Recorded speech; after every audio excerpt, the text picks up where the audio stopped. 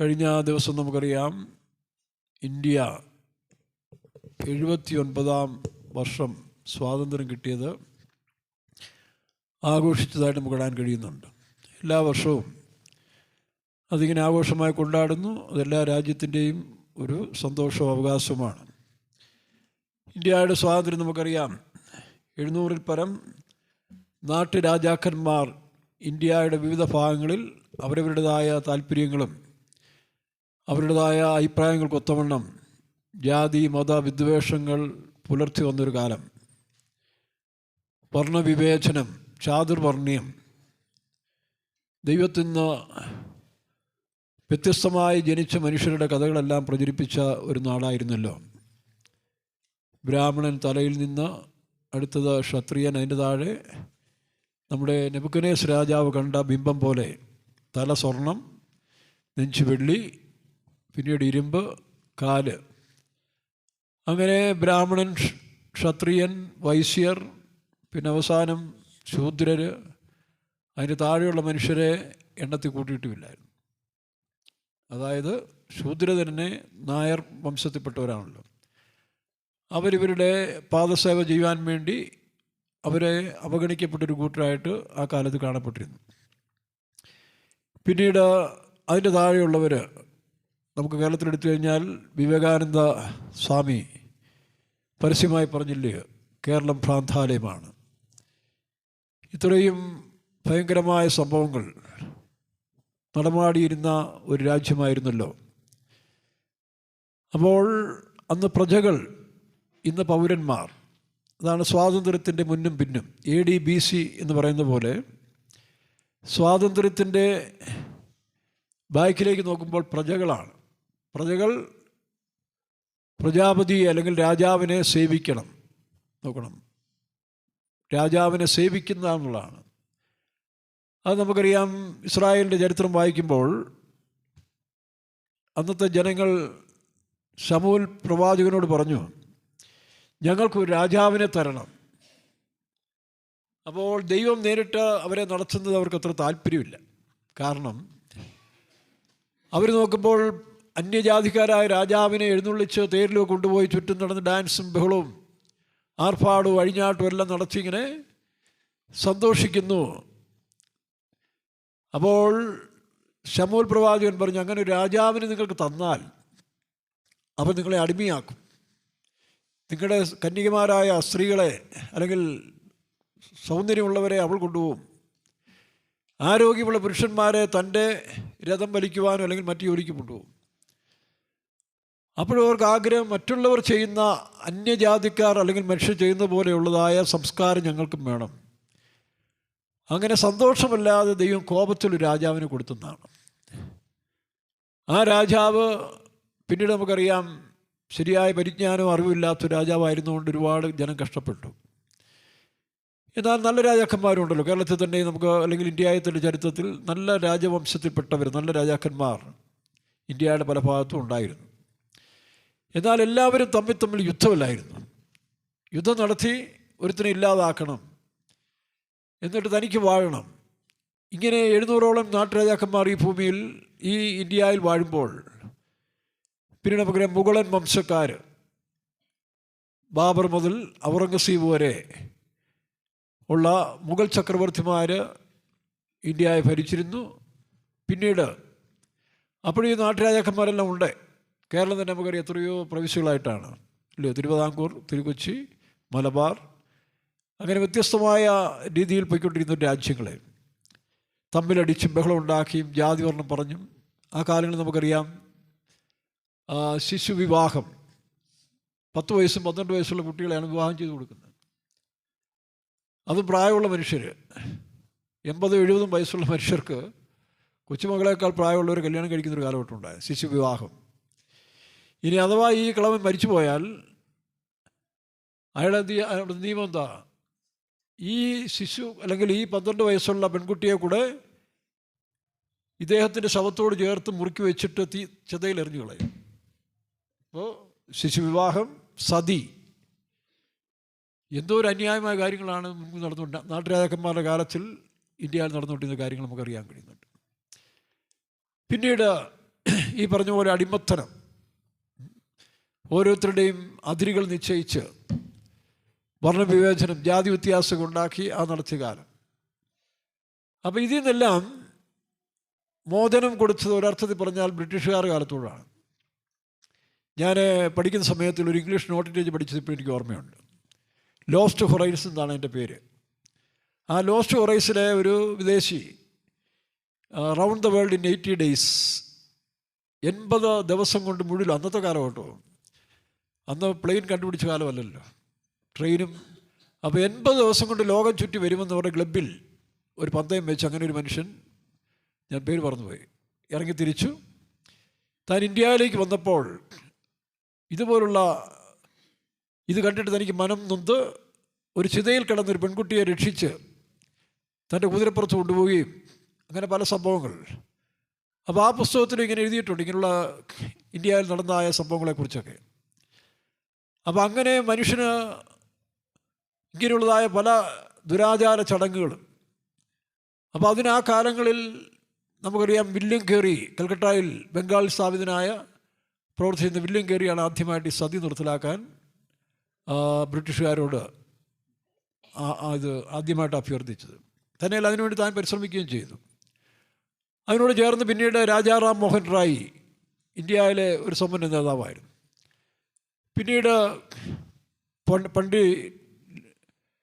എന്താ പേര്, ഒരു സുവിശേഷ പ്രവൃത്തി ഉണ്ടായി കൽക്കട്ടയിലെ പൂനായിൽ പ്രവർത്തിച്ച രമാദേവി, പണ്ഡിറ്റ് രമാദേവി, ഇവരെല്ലാം അന്നത്തെ വിധവകളായ സ്ത്രീകളെ സംരക്ഷിക്കുന്നവരായിരുന്നു.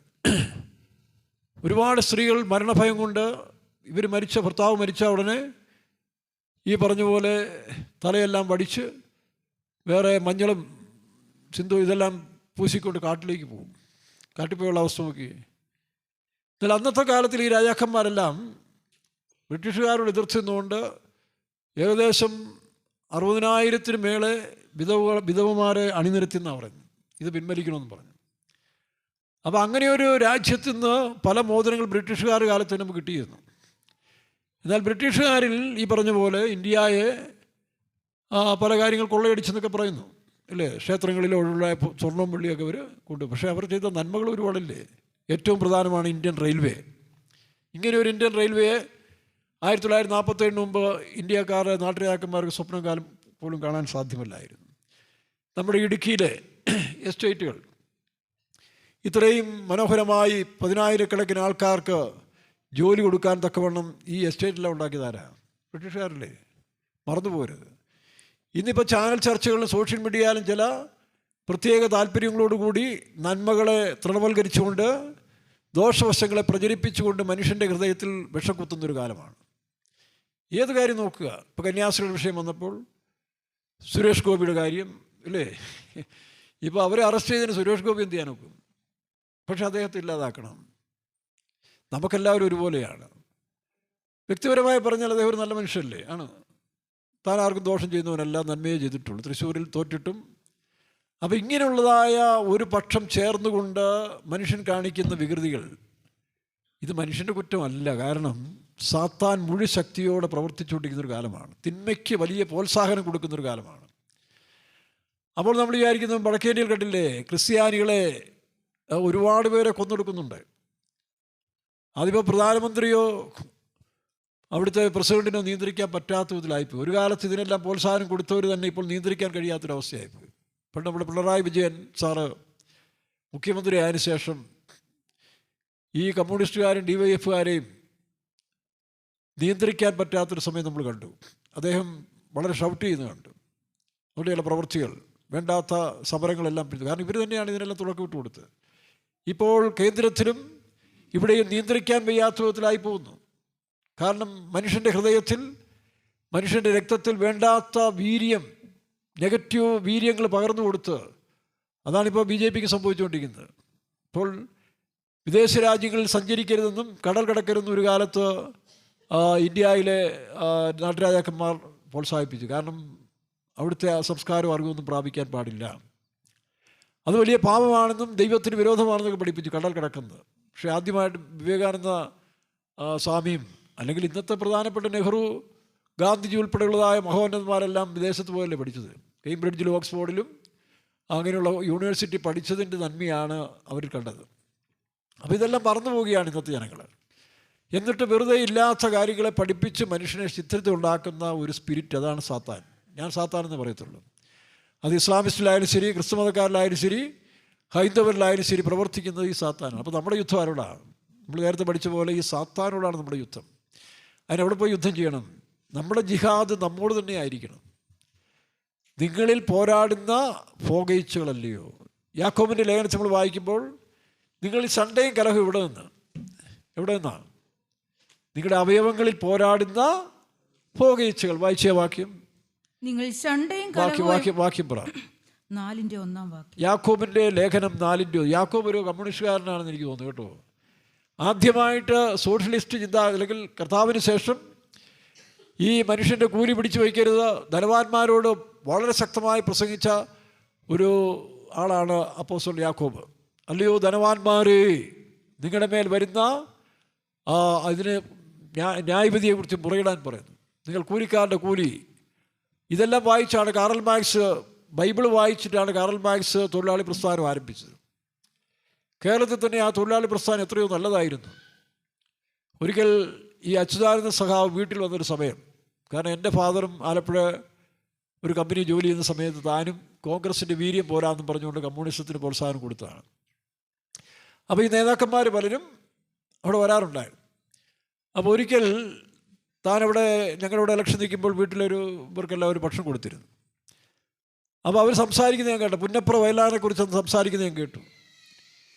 ഇപ്പോൾ പുന്നപ്ര വയലാറിൽ വാസ്തവത്തിൽ അച്യുതാനന്ദ സഖാവിനെ ബലി കൊടുക്കാൻ വരെ തീരുമാനിച്ച പാർട്ടികളുണ്ട്. ഞാൻ സമുന്നത നേതാവ്, ഈ കമ്മ്യൂണിസ്റ്റ് മാർക്സിസ്റ്റ് പാർട്ടിയുടെ ഏറ്റവും വലിയ നേതാവ് അന്ന് അച്യുതാനന്ദനെ അതിൽ രക്തസാക്ഷിയാക്കാൻ തീരുമാനിച്ച കാര്യം അവർ സംസാരിക്കുന്നത് കേട്ടു. എന്നാൽ ഒരു പുന്നോസ് എന്ന് പറയുന്ന ഒരു മനുഷ്യൻ, അദ്ദേഹമാണ് ടി വി തോമസ്, അച്യുതമേനോൻ, ഇവരെല്ലാം അതിനെതിരായിരുന്നു. പെട്ടെന്ന് പുന്നോസ് ഒരു കത്ത് കൊടുത്തു വിട്ടാണ് അച്യുതാനന്ദൻ പറഞ്ഞു രക്ഷപ്പെട്ടോളാൻ പറഞ്ഞു, അല്ലെങ്കിൽ അന്നത്തെ പുന്നപ്ര വയലാറിൽ താൻ മരിച്ചു പോയതിന്. അപ്പോൾ ഇങ്ങനെയുള്ളതായ ചതികളും ഈ പാർട്ടികളിലായാലും മതങ്ങളിലായാലും നമ്മൾ കാണാൻ കഴിയുന്നുണ്ട്. എന്നാൽ ഇവരൊക്കെ നല്ല രീതിയിൽ ആരംഭിച്ചെങ്കിലും പിന്നീട് അതെല്ലാം വർഗവൈരാഗ്യത്തിലേക്ക്, മനുഷ്യൻ തമ്മിൽ ശത്രുക്കളാകുന്ന വലിയ തിന്മയിലേക്ക് പോവുകയാണ്. നോക്കണം, കൊല്ലുക, തകർക്കുക. അപ്പോൾ ഇവിടെയാണ് യേശുക്രിസ്തുവിൻ്റെ അല്ലെങ്കിൽ സുവിശേഷത്തിൻ്റെ പ്രാധാന്യം. നോക്കണം, വായിച്ച് യാക്കോബ് തന്നെ പറയുന്നു, ഈ പോരാട്ടം എവിടെ നിന്ന് തുടങ്ങുന്നത്? അതാദ്യം ചിന്തിക്കണം. ഇത് പാർലമെൻറ്റിൽ നിന്നോ മോദിജിയിൽ നിന്നോ അല്ല പിണറായി വിജയൻ നിന്നോ അല്ല. അതേ പോരാട്ടം നമുക്കെല്ലാവർക്കും ഉണ്ട്. എല്ലാ മനുഷ്യരിലും പോരാടുന്ന ശക്തികളിൽ നിന്നാണ് ഈ പറയുന്ന തിന്മകൾ അല്ലെങ്കിൽ പ്രവർത്തിക്കുന്നത്. വായിക്കാം. നിങ്ങൾ സൺഡേയും കലഹവും എവിടെ നിന്ന്? നിങ്ങളുടെ അവയവങ്ങളിൽ പോരാടുന്ന ഭോഗ ഇച്ഛകളിൽ നിന്നല്ലയോ? നിങ്ങളുടെ അവയവങ്ങളിൽ പോരാടുന്ന ഭോഗ ഇച്ഛകളിൽ നിന്നല്ലയോ? നിങ്ങൾ മോഹിച്ചിട്ടും പ്രാപിക്കുന്നില്ല. മോഹിച്ചിട്ടും പ്രാപിക്കുന്നില്ല. നിങ്ങൾ കൊല്ലുകയും അസൂയപ്പെടുകയും ചെയ്തിട്ട് ഒന്നും സാധിക്കുന്നില്ല. അതുകൊണ്ട് ഇന്ന് ഇന്ത്യയുടെ ഈ പറഞ്ഞ പോലെ കൊല്ലും കൊലയെല്ലാം പ്രധാനമന്ത്രി വിചാരിച്ചാൽ നടക്കുന്ന കാര്യമല്ല. കേരളത്തിൻ്റെ നവോത്ഥാനം ഇന്ന് മുന്നോട്ട് വന്നതായി പിണറായി വിജയൻ, ഞാൻ കണ്ണൂരിലിരിക്കുമ്പോൾ ഞാനും പവിത്രൻ മാഷും അന്നത്തെ കമ്മ്യൂണിസ്റ്റ് പ്രസ്ഥാനത്തിലെ ചില മാഷന്മാരിലാണ് കൂടി സംസാരിക്കാനൊരു സമയം കിട്ടി. അപ്പോൾ ഞാനൊരു അഭിപ്രായം പറഞ്ഞു. ഞാൻ പറഞ്ഞു, എൻ്റെ അഭിപ്രായത്തിൽ പിണറായി വിജയൻ കേരളത്തിലെ മുഖ്യമന്ത്രിയാകണം. ഒരർത്ഥത്തിൽ കാര്യങ്ങൾ തീരുമാനമെടുക്കാനും ആ കാര്യത്തിൽ വ്യക്തിത്വമുള്ളൊരു മനുഷ്യൻ അച്യുതാനന്ദ സഖാവിനേക്കാൾ കാര്യം നന്നായി കൊണ്ടുപോകുന്നു. അതുകൊണ്ട് അദ്ദേഹം വന്നാൽ നല്ലതായിരിക്കും. പക്ഷേ താൻ വന്നു നല്ല ഉദ്ദേശത്തോടെ. പക്ഷെ തനിക്ക് സാധിക്കുന്നില്ല. കാരണം ലോകം സാത്താൻ്റെ കയ്യിലാണെന്നുള്ളത് ആദ്യം മനസ്സിലാക്കണം. ഈ ലോകം സാത്താൻ്റെ കയ്യിലാണ് ഇപ്പോൾ പോയിക്കൊണ്ടിരിക്കുന്നത്. അത് ദൈവം അനുവദിച്ചിരിക്കുന്നൊരു കാര്യം കൂടിയാണ്. കാരണം സാത്താൻ മനുഷ്യനെ ജയിച്ചില്ലേ. അപ്പോൾ അതുകൊണ്ട് നമ്മളിനി പിണറായി വിജയൻ മാറി VT സതീശൻ വന്നാലും ശരി, അല്ല BJP ഗവൺമെൻറ് കേരളം ഭരിച്ചാലും ഇതൊക്കെ തന്നെ സംഭവിക്കത്തുള്ളൂ. ഇതിനേക്കാൾ കൂടുതലേ സംഭവിക്കത്തുള്ളൂ. അതുകൊണ്ട് ഭരണം മാറിയതൊരു കാര്യമില്ല. സാറിന് പറയാറുണ്ടല്ലോ, വ്യക്തികൾ മാറിയത് കൊണ്ടല്ല, വ്യവസ്ഥിതി മാറണം. വ്യക്തികൾ എത്രയോ പേര് മാറി മാറി വന്നു, പക്ഷെ വ്യവസ്ഥിതി മാറുന്നു. ഈ വ്യവസ്ഥ എവിടാ? അത് ഇൻഡിവിജ്വലാണ്. അത് രാഷ്ട്രം എന്ന് പറയുന്നത് തുടക്കം എവിടെ? ഒരു ഇൻഡിവിജ്വൽ പേഴ്സണൽ ആ വ്യക്തിത്വത്തിലാണ്. അവിടെയാണ്. അതാണ് യാക്കോബ് പറയുന്നത്, നിങ്ങളിൽ ശണ്ടയും കലഹവും എവിടെ നിന്ന് വായിച്ചേ? നിങ്ങൾ ശണ്ടയും കലഹവും എവിടെ നിന്ന്? നിങ്ങളുടെ അവയവങ്ങളിൽ പോരാടുന്ന ഭോഗേച്ഛകളിൽ നിന്നല്ലയോ? അപ്പോൾ നിങ്ങൾക്ക് ഒരു സംശയമുണ്ട്, ആദ്യത്തെ തൊഴിലാളി പ്രസ്ഥാനത്തിന് വീര്യം കൊടുത്ത് യാക്കോബിന്റെ വാക്യം കേട്ടാൽ കൊള്ളാമെന്നുണ്ടല്ലോ. വായിച്ചു 5-ാം അധ്യായത്തിലാണ്. അല്ലയോ ധനവാന്മാരെ, അല്ലയോ ധനവാന്മാരെ, 5-ന്റെ 1-ാം വാക്യം. യാക്കോബിന്റെ ലേഖനം 5-1 ആദ്യത്തെ തൊഴിലാളി പ്രസ്ഥാനത്തിന് നേതൃത്വം കൊടുത്ത കർത്താവിന് ശേഷം, അല്ലെങ്കിൽ പാവപ്പെട്ട മനുഷ്യർക്ക്, പാപികൾക്ക് രക്ഷ കൊടുത്ത വേറൊരു നേതാവ് ലോകത്തിലില്ല. ഉണ്ടെങ്കിൽ പറ. ആ നേതാവിൻ്റെ അരിമശിഷ്യനായ യാക്കോബ് അതേ കാര്യം തന്നെ ആ കാലത്തിൽ എടുത്തു പറയുകയാണ്. അല്ലയോ ധനവാന്മാരെ, വായിക്കാം. അല്ലയോ ധനവാന്മാരെ, നിങ്ങളുടെ മേൽ വരുന്ന ദുരിതങ്ങൾ നിമിത്തം കരഞ്ഞു മുറയിടുവിൻ.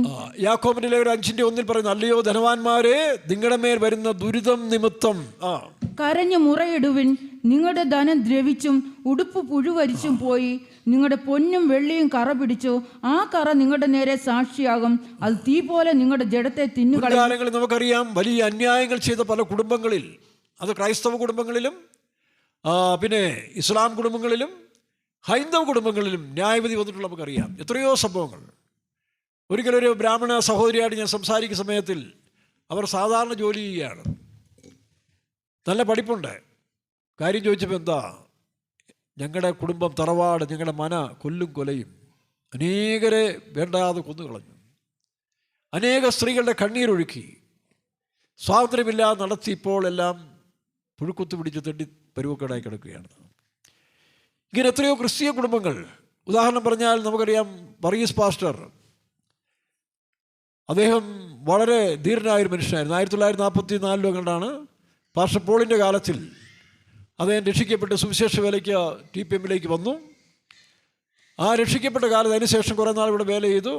പിന്നീട് താൻ വിവാഹിതനായി ലോകം മുഴുവനും നല്ല വീര്യത്തോടെ, അതും ദൈവത്തിൻ്റെ പദ്ധതിയായിരുന്നു.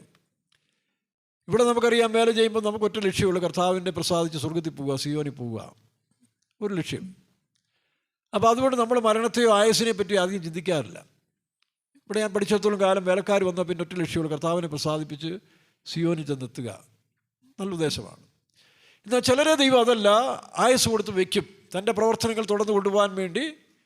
അതിലൊരാളാണ് ഞാനും, എന്നെയും വെച്ചിരിക്കുകയാണ്. ഇപ്പോൾ ഈ വർഗീസ് പാസ്റ്റർ അതിന് ശേഷം കല്യാണം കഴിച്ചു. നമുക്കറിയാം, കത്തോലിക്ക സഭയിലുണ്ടായിരുന്ന ഒരു അഞ്ചിലി പോൾ, നല്ല തീവ്രമായൊരു സ്ത്രീ, ഒരു കന്യാസ്ത്രീയായിരുന്നു. അവർ കത്തോലിക്ക സഭയെ വളരെ സ്നേഹിച്ചു. പക്ഷേ യേശു ക്രിസ്തുവിൻ്റെ സുവിശേഷം തന്നെ സന്ദർശിച്ചപ്പോൾ താൻ സുവിശേഷത്തിനായിട്ട് വേർതിരിക്കപ്പെട്ടു 12 വർഷക്കാലം. അപ്പോൾ താൻ ഈ ലോകം മുഴുവൻ സുവിശേഷം അറിയിക്കണമെന്നുള്ള ദൈവത്തിൻ്റെ ഒരു പദ്ധതി ആയതുകൊണ്ട് കന്യാശ്രമണത്തിൽ നിന്ന് വെളിയിൽ വന്നു. താനൊരു വിവാഹം കഴിച്ചു, ഒരു കുട്ടിയുണ്ടായിരുന്നു. ഞാൻ പലപ്പോഴും അവരെ ശ്രദ്ധിക്കുമായിരുന്നു. അങ്ങനെ കാരണം അവരുടെ കൂടെ വർക്ക് ചെയ്ത, അല്ലെങ്കിൽ ആ ഒരു പ്രസ്ഥാനത്തിൽപ്പെട്ട 2 കന്യാസ്ത്രീമാർ ഞാൻ മുട്ടത്തിരിക്കുമ്പോൾ നമ്മുടെ ഈ സത്യത്തിലേക്ക് വരാനും സുവിശേഷ വേലയിൽ പ്രവർത്തിക്കാനും മുഖാന്തരമായി ഒരാളിപ്പോഴും ദിമാപൂർ അസിസ്റ്റൻ്റായി ശോശാമ്മ വർക്ക് ചെയ്യുന്നുണ്ട്, ഒരാൾ മഹത്വത്തിൽ പ്രവേശിച്ചു. അപ്പോൾ ഈ സഹോദരി 12 വർഷക്കാലം ലോകത്തിൻ്റെ വിവിധ ഭാഗങ്ങൾ ക്രിസ്തുവിൻ്റെ സാക്ഷിയാകാൻ അവർ വിവാഹിതയാകേണ്ടത് ആവശ്യമായിരുന്നു. അങ്ങനെ തൻ്റെ തുണയുമായിട്ട് താൻ 12 വർഷക്കാലം ലോകത്തിൻ്റെ വിവിധ ഭാഗങ്ങളിൽ സുവിശേഷം അറിയിക്കുകയും അവസാനം പാസ്റ്റർ M.A. വർഗീസ് ബദേൽ അസംബ്ലീസ് ബോർഡിലെ ബാംഗ്ലൂർ കൺവെൻഷനിൽ ഒരു മീറ്റിംഗ് പ്രസംഗിക്കുമ്പോൾ ഞാൻ ആ പ്രസംഗം കേട്ടുകൊണ്ടിരുന്നു. വളരെ ശക്തമായ പരിശുദ്ധാത്മാവിനാൽ തൻ്റെ മണവാളനെക്കുറിച്ച് താൻ വളരെ വാചാലമായി പ്രസംഗിച്ചിട്ട്, ഞാനിന്ന് മരിച്ചാലും എന്നൊക്കെ താൻ പ്രസംഗിച്ച് തൻ്റെ അരുമയായ 12 വയസ്സുള്ള പയ്യനുമായിട്ട് ബാംഗ്ലൂരിൽ നിന്ന് വരുമ്പോൾ ഒരു മുള വന്ന വണ്ടിയിൽ ഈ ടൂറിസ്റ്റ് ബസ് ഇടിച്ചു, സ്പോട്ടിൽ അവർ മരിച്ചു. അവർ മിനിസ്റ്റർ തീർന്നു. അപ്പോൾ എന്ന് പറഞ്ഞാൽ ഈ വർഗീസ് പാസ്റ്ററും അദ്ദേഹം വെളിയിൽ പോയി, എനിക്ക് തോന്നുന്നൊരു 90-95 വയസ്സ് വരെയും പിന്നീട് സുവിശേഷ വേല ചെയ്തുകൊണ്ടിരുന്നതാണ്. ഇപ്പോൾ നമ്മുടെ 2020 വരെയാണിപ്പോൾ എത്ര വർഷമാണ്. അപ്പോൾ TPM-ൽ ആരംഭിച്ചു. താൻ ഇപ്പോഴും അതേ സ്പിരിറ്റിലാണ് താൻ ചെയ്തുകൊണ്ടിരുന്നത്. അപ്പോൾ താനൊരു കാര്യം പറഞ്ഞത് ഞാൻ ശ്രദ്ധിക്കാനിടയായി. പണ്ടത്തെ ചില വിശുദ്ധന്മാരെയൊക്കെ കാണാൻ സംസാരിക്കാനൊക്കെ എനിക്ക് ഭാഗ്യം ദൈവം തന്നിട്ടുണ്ട്. അപ്പോൾ അദ്ദേഹം ആ കാലത്തിൽ പള്ളിപ്പാട് മുട്ടം ഭാഗത്തുനിന്നൊരു വലിയ കുടുംബത്തിൽപ്പെട്ട, അത്യാവശ്യം വിദ്യാഭ്യാസവും ജോലിയും തറവാടുള്ളൊരു മർത്തോമാ കുടുംബത്തിൽ രക്ഷിക്കപ്പെട്ടൊരു മനുഷ്യനാണ്. അദ്ദേഹം ഇളയ മകനാണ്. താൻ മാത്രം മലയാളം മീഡിയത്തിൽ പഠിച്ച് ചില റാങ്കോടുകൂടിയെല്ലാം പാസ്സായെങ്കിലും തൻ്റെ ജീവിതത്തിലെ ക്രമക്കെട്ട ജീവിതം കൊണ്ട് സമാധാനമില്ലാതായിപ്പോയി, സ്വസ്ഥത നഷ്ടപ്പെട്ടു. പല രീതിയിൽ താൻ മെയിൻ്റെനൻസ് ചെയ്യാൻ നോക്കിയെങ്കിലും താൻ അവസാനം ആത്മഹത്യ ചെയ്യാൻ തീരുമാനിച്ചു. ഒരു ദിവസം കയറ് കെട്ടി എല്ലാം തീരുമാനിച്ചു. അപ്പോൾ അന്നൊരു പുതിയ ഡ്രസ്സ് ഇട്ടുകൊണ്ട് താൻ രാത്രിയിൽ ഇരിക്കുമ്പോൾ അമ്മ ചോദിച്ചു, എന്താ ഇന്ന് പുതിയ ഡ്രസ്സല്ല, ഒന്നുമില്ലാതെല്ലാം പറഞ്ഞാൽ മാറിയെങ്കിലും തൻ്റെ ജീവിതത്തിൻ്റെ സകല സമാധാനം നഷ്ടം. ഒരുപക്ഷെ ദൈവത്തിൻ്റെ വഴിയായിരിക്കും. അങ്ങനെ താൻ ആ കയറെ തൂങ്ങുന്ന സമയത്തിൽ കയറിനകത്ത് തലയിട്ട് പെട്ടെന്നൊരു ശബ്ദം കിട്ടും, മകനേ. താൻ ഞെട്ടിപ്പോയി. കർത്താവ് തന്നോട് സംസാരിച്ചു. താൻ കയറൂരി അടുത്ത ദിവസം പള്ളിപ്പാട്ട് നടന്ന നമ്മുടെ ഒരു പെന്തക്കോസ്ത് വിശേഷ യോഗത്തിൽ പുള്ളി പ്രാർത്ഥനയ്ക്ക് പോവുകയും അവിടെ ഇരുന്ന പാസ്റ്റർ തൻ്റെ നേരെ പ്രവചിച്ചു, ഈ സംഭവങ്ങൾ നീ മരിക്കാൻ പോയ സമയത്ത് ഞാനാണ് നിൻ്റെ മകനെ എന്ന് വിളിച്ചെന്ന് പറഞ്ഞു. അപ്പം അങ്ങനെ എത്രയോ സംഭവങ്ങളുണ്ട്. അങ്ങനെ ഞാനാണ് നിൻ്റെ മകനെ എന്ന് വിളിച്ചെന്ന് പറഞ്ഞ് താൻ ഞെട്ടിപ്പോയി. പിന്നീട് താൻ സുവിശേഷ വേലയ്ക്ക് വന്നു. CPM-ലെ പാസ്റ്ററായിരുന്നു. പിന്നീട് കുറച്ച് നാൾ കഴിഞ്ഞ് താൻ പോയി വിവാഹം കഴിച്ചു. സുവിശേഷ പ്രവർത്തനം തന്നെ ചെയ്തുകൊണ്ടിരുന്നു. അത് ശരിയാണ്, അത് തെറ്റൊന്നുമല്ല. ആ CPM-ലെ വേല കഴിഞ്ഞു. താൻ ഇവിടുന്ന് വളരെ കാര്യങ്ങൾ പഠിച്ചു. ഒരുപാട് പാട്ടുകൾ, ആരംഭകാലത്ത് നമ്മുടെ പാട്ടുകളെല്ലാം അദ്ദേഹമാണ് എഴുതിയത്. പുട്ടം ഗീവറിച്ചാന്ന് കേട്ടില്ലേ, ഒരുപാട് പാട്ടുകൾ. അപ്പോൾ തന്നെക്കൊണ്ട് വെളിയിൽ പ്രവർത്തനങ്ങൾ ആവശ്യമായിരുന്നു. അപ്പോൾ സിസ്റ്റം മാറി എന്നുള്ളതേ ഉള്ളൂ. അതുകൊണ്ട് ഇവിടുന്ന് ഒരാൾ പോയതുകൊണ്ട് അദ്ദേഹം ഗതികളിലായെന്ന് ആരും പറയരുത് കേട്ടോ. അദ്ദേഹം പോയത് എനിക്കും സന്തോഷമായി. കാരണം ഒരുപാട് സുവിശേഷ പ്രവർത്തനം തന്നെ കൊണ്ട് ജയിച്ചു. അപ്പോൾ താനീ പറഞ്ഞ സാക്ഷ്യം, താൻ വന്ന ദിവസം വീട്ടിലെ അപ്പൻ തന്നെ കുറുപടി എടുത്ത് അടിച്ച് വെളിയിൽ കളയാൻ തീരുമാനിച്ചെങ്കിലും അവിടുന്ന് അപ്പന് എന്തോ മനസ്താവുണ്ടായി. പിന്നെ താനും രക്ഷിക്കപ്പെട്ടു. അപ്പോൾ തൻ്റെ ഒരു ജ്യേഷ്ഠനുണ്ട്. എല്ലാവരും ഉദ്യോഗസ്ഥന്മാരാണ്. അന്നൊരു സബ് ഇൻസ്പെക്ടർ പോസ്റ്റിരിക്കുന്ന ഒരു മനുഷ്യനുണ്ട്. താനെ കോഴഞ്ചേരി നിന്നാണ് ഒരു വലിയ കുടുംബത്തിൽ നിന്ന് കല്യാണമൊക്കെ കഴിച്ച്, മുളമൂട്ടിൽ കല്യാണമൊക്കെ കഴിച്ച് വലിയ സമ്പന്നനാണ്. അപ്പോൾ ഇദ്ദേഹത്തിൻ്റെ അപ്പൻ ഒരു ഗവൺമെൻറ് ഉദ്യോഗസ്ഥനായതുകൊണ്ട് കൈക്കൂലി കൊണ്ട് വലിയൊരു ബംഗ്ലാവ് പണിതു, കെട്ടിടം പണിതു, കുറേ സ്ഥലമെല്ലാം വാങ്ങിച്ചു എന്നാണ് അദ്ദേഹം പറഞ്ഞത്. അപ്പോൾ താൻ സുവിശേഷം അറിയിച്ചതോടുകൂടി അപ്പനും മാനസാന്തരമായി. അപ്പോൾ ഈ സബ് ഇൻസ്പെക്ടർ തനിക്ക് പിടിച്ചില്ല. തൻ്റെ ഭാര്യ വീട്ടുകാരാണെങ്കിൽ ഏറ്റവും ടോപ്പ് പാർട്ടികളാണ്. അദ്ദേഹം വാൺ ചെയ്തു, ഞാൻ 14 ദിവസം എന്നിട്ട് ദിവസം പറഞ്ഞിട്ട് ഞാൻ തിരിച്ചു വരുമ്പോൾ നിങ്ങൾ പെന്തക്കോസ്തിനെ ഉപേക്ഷിച്ചിരിക്കണം, അല്ലെങ്കിൽ എൻ്റെ വിധം മാറും എന്ന് ബൂട്ട്സ് ഇട്ട് ചവിട്ടി അപ്പനോടും സഹോദരനോടും ആക്രോശിച്ചുകൊണ്ട് താൻ നിൽക്കുമ്പോൾ അപ്പൻ പറഞ്ഞു, മകനെ പാഴ്വാക്ക് പറയരുത്. ഈ പോലീസുകാരനോട് പറഞ്ഞു, ഇൻസ്പെക്ടറോട് പറഞ്ഞു, പാഴ്വാക്ക് നീ പറയരുത്. യേശു പറഞ്ഞിട്ടുള്ള നിൻ്റെ വാക്ക് അല്ലെങ്കിൽ ഇല്ല, ഞാൻ കാണിച്ചു തരാം, തിരിച്ചു വരുമ്പോൾ കാണിച്ചു തരാൻ പറഞ്ഞ് വെല്ലുവിളിച്ചിട്ട് പോയി. ആ പോക്കിൽ നൂറിനാടോ ഏതൊരു ഭാഗത്തൊരു പ്രശ്നമുണ്ടായി. അന്നത്തെ പാർട്ടിക്കാർ ഇദ്ദേഹത്തെ 28 വെട്ടി നുറുക്കിക്കളഞ്ഞു. തൻ്റെ ചെരുപ്പും ഡ്രസ്സും വേണ്ട സാധനങ്ങളുമാണ് അവശേഷിച്ച് കിട്ടിയത്. നോക്കണം, ആ കുടുംബം ശക്തിയോടെ കർത്താവിൻ്റെ വേല ചെയ്തു വരികയാണ്. അപ്പോൾ ഏതെല്ലാം പ്രതികൂല സാഹചര്യങ്ങൾ, ഇതിൻ്റെ നന്മവശം നോക്കണം. ഒരുവൻ പെന്തിക്കോസ്റ്റിലായാൽ അല്ലെങ്കിൽ ഈ സത്യത്തിൽ വന്നാൽ അവൻ്റെ ജീവിതത്തിൽ വരുന്ന മാറ്റങ്ങളാണ്. എൻ്റെ മാറ്റം തന്നെ നോക്കുക. മദ്യപാനത്തിലും വെറുക്കൂത്തിലും ദോഷപ്രവൃത്തികളിലും കൊലപാതകത്തിലൊക്കെ നടന്ന മനുഷ്യരെ യേശുക്രിസ്തുവിനെ കണ്ടെത്തി സമാധാനം പ്രാപിക്കുന്നതാണോ തെറ്റ്? ഇതാണോ മതപരിവർത്തനം? ഇത് മനപരിവർത്തനമല്ലേ? ഇതിനെ മതപരിവർത്തനം എന്നും പറഞ്ഞതിനെ വ്യാഖ്യാനിച്ചുകൊണ്ട് നടന്നാൽ പ്രിയർ, ഇതിലെ ശിക്ഷാവധിയുണ്ട്. ഇന്ന് നിങ്ങളുടെ സ്വാധീനവും ശക്തിയും നിങ്ങളുടെ മറ്റ് ഫോഴ്സുകൾ ഉപയോഗിച്ച് ഇതിനെ ഒതുക്കാൻ ശ്രമിച്ചാലും അവസാനം തിരിച്ചടി ഉണ്ടാകും. പകരം 14 ദിവസത്തിനകം നിങ്ങളെ ഇപ്പോൾ തീർത്തുകളെന്ന് പറഞ്ഞ സ്വന്തം സഹോദരൻ അപ്പനോടും മകനോടും സവാലിട്ട് പോയതാണ്. 28 കഷ്ണങ്ങളാക്കി മുറിക്കുന്നതാണ്. ബോഡിയിൽ 28 കഷ്ണങ്ങൾ. 4 പോലീസുകാരെയും വെട്ടിക്കൊന്നു. അവർ ചെയ്ത തെറ്റാണ്. പക്ഷേ ദൈവം ഭൂമിയെ ഭരിക്കുന്നു.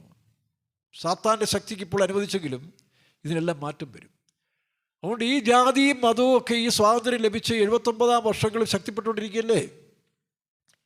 അത് ക്രിസ്തുമതമായിരുന്നാലും ശരി, ഹിന്ദു മതമായിരുന്നാലും ശരി, മുസ്ലിം മതമായിരുന്നാലും ശരി. എന്നാൽ ഇതിനെല്ലാം ഒരു പര്യവസാനം വരാൻ പോവുകയാണ്. മനുഷ്യന് പരിജ്ഞാനം ലഭിക്കുമ്പോൾ എന്തിനാണോ ഇതിൻ്റെ ഈ പുസ്തകങ്ങളെല്ലാം ഒരുപാട് ആശ്രയിക്കാൻ പോകുന്നത്? ഇപ്പോൾ ബൈബിൾ തന്നെ നല്ല കാര്യം പറഞ്ഞ് എടുത്താൽ മതി, അല്ലെങ്കിൽ എടുത്ത് ദൂരം കളയണം, അത്രയേ ഉള്ളൂ. മനുഷ്യന് പ്രയോജനമില്ലാത്തൊരു പുസ്തകമാണിതെങ്കിൽ ഞാൻ പണ്ടേ ഇത് കുപ്പത്തൊട്ടിൽ എറിഞ്ഞേനെ. ഇത് ചരിത്ര പുസ്തകമാണ്. ഇത് ആത്മീയ ആധ്യാത്മിക വചനങ്ങൾ ഇതിനകത്തുണ്ട്. ഇത് മുഴുവൻ ദൈവത്തിൻ്റെ അല്ലല്ലോ ഇത്. നമ്മളിതിനെ ഹോളി ബൈബിൾ എന്ന് പറയാറില്ല. ഇതിൻ്റെ ഇത് മലയാളത്തിൽ എഴുതിയിരിക്കും സത്യവേദ പുസ്തകം എന്നാണ് കേട്ടോ.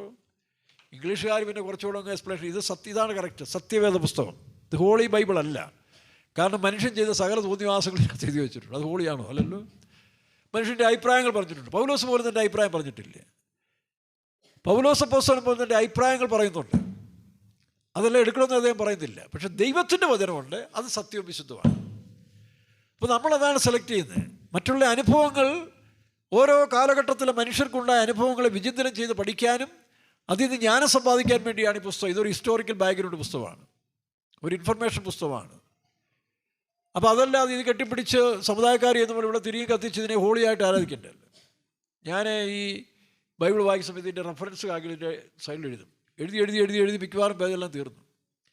അപ്പോൾ നമ്മുടെ ഒരു മൂപ്പൻ, ഒരു ഉപദേശം എന്നെ പറഞ്ഞു, ഇതെന്ത് വൃത്തികേടായി കാണിച്ചു ചെയ്ത് പോകണോ, ഇതെന്ത് വൃത്തികേടാണ്, ഈ വിശുദ്ധ ബൈബിളിലാണ് ഇതെല്ലാം എഴുതി വെച്ചിരിക്കുന്നത് ചോദിച്ചു. ഇതൊക്കെ ഞാൻ ചിരിച്ചു. കാരണം തൻ്റെ മിനിസ്ട്രി ഞാൻ ശ്രദ്ധിച്ചു.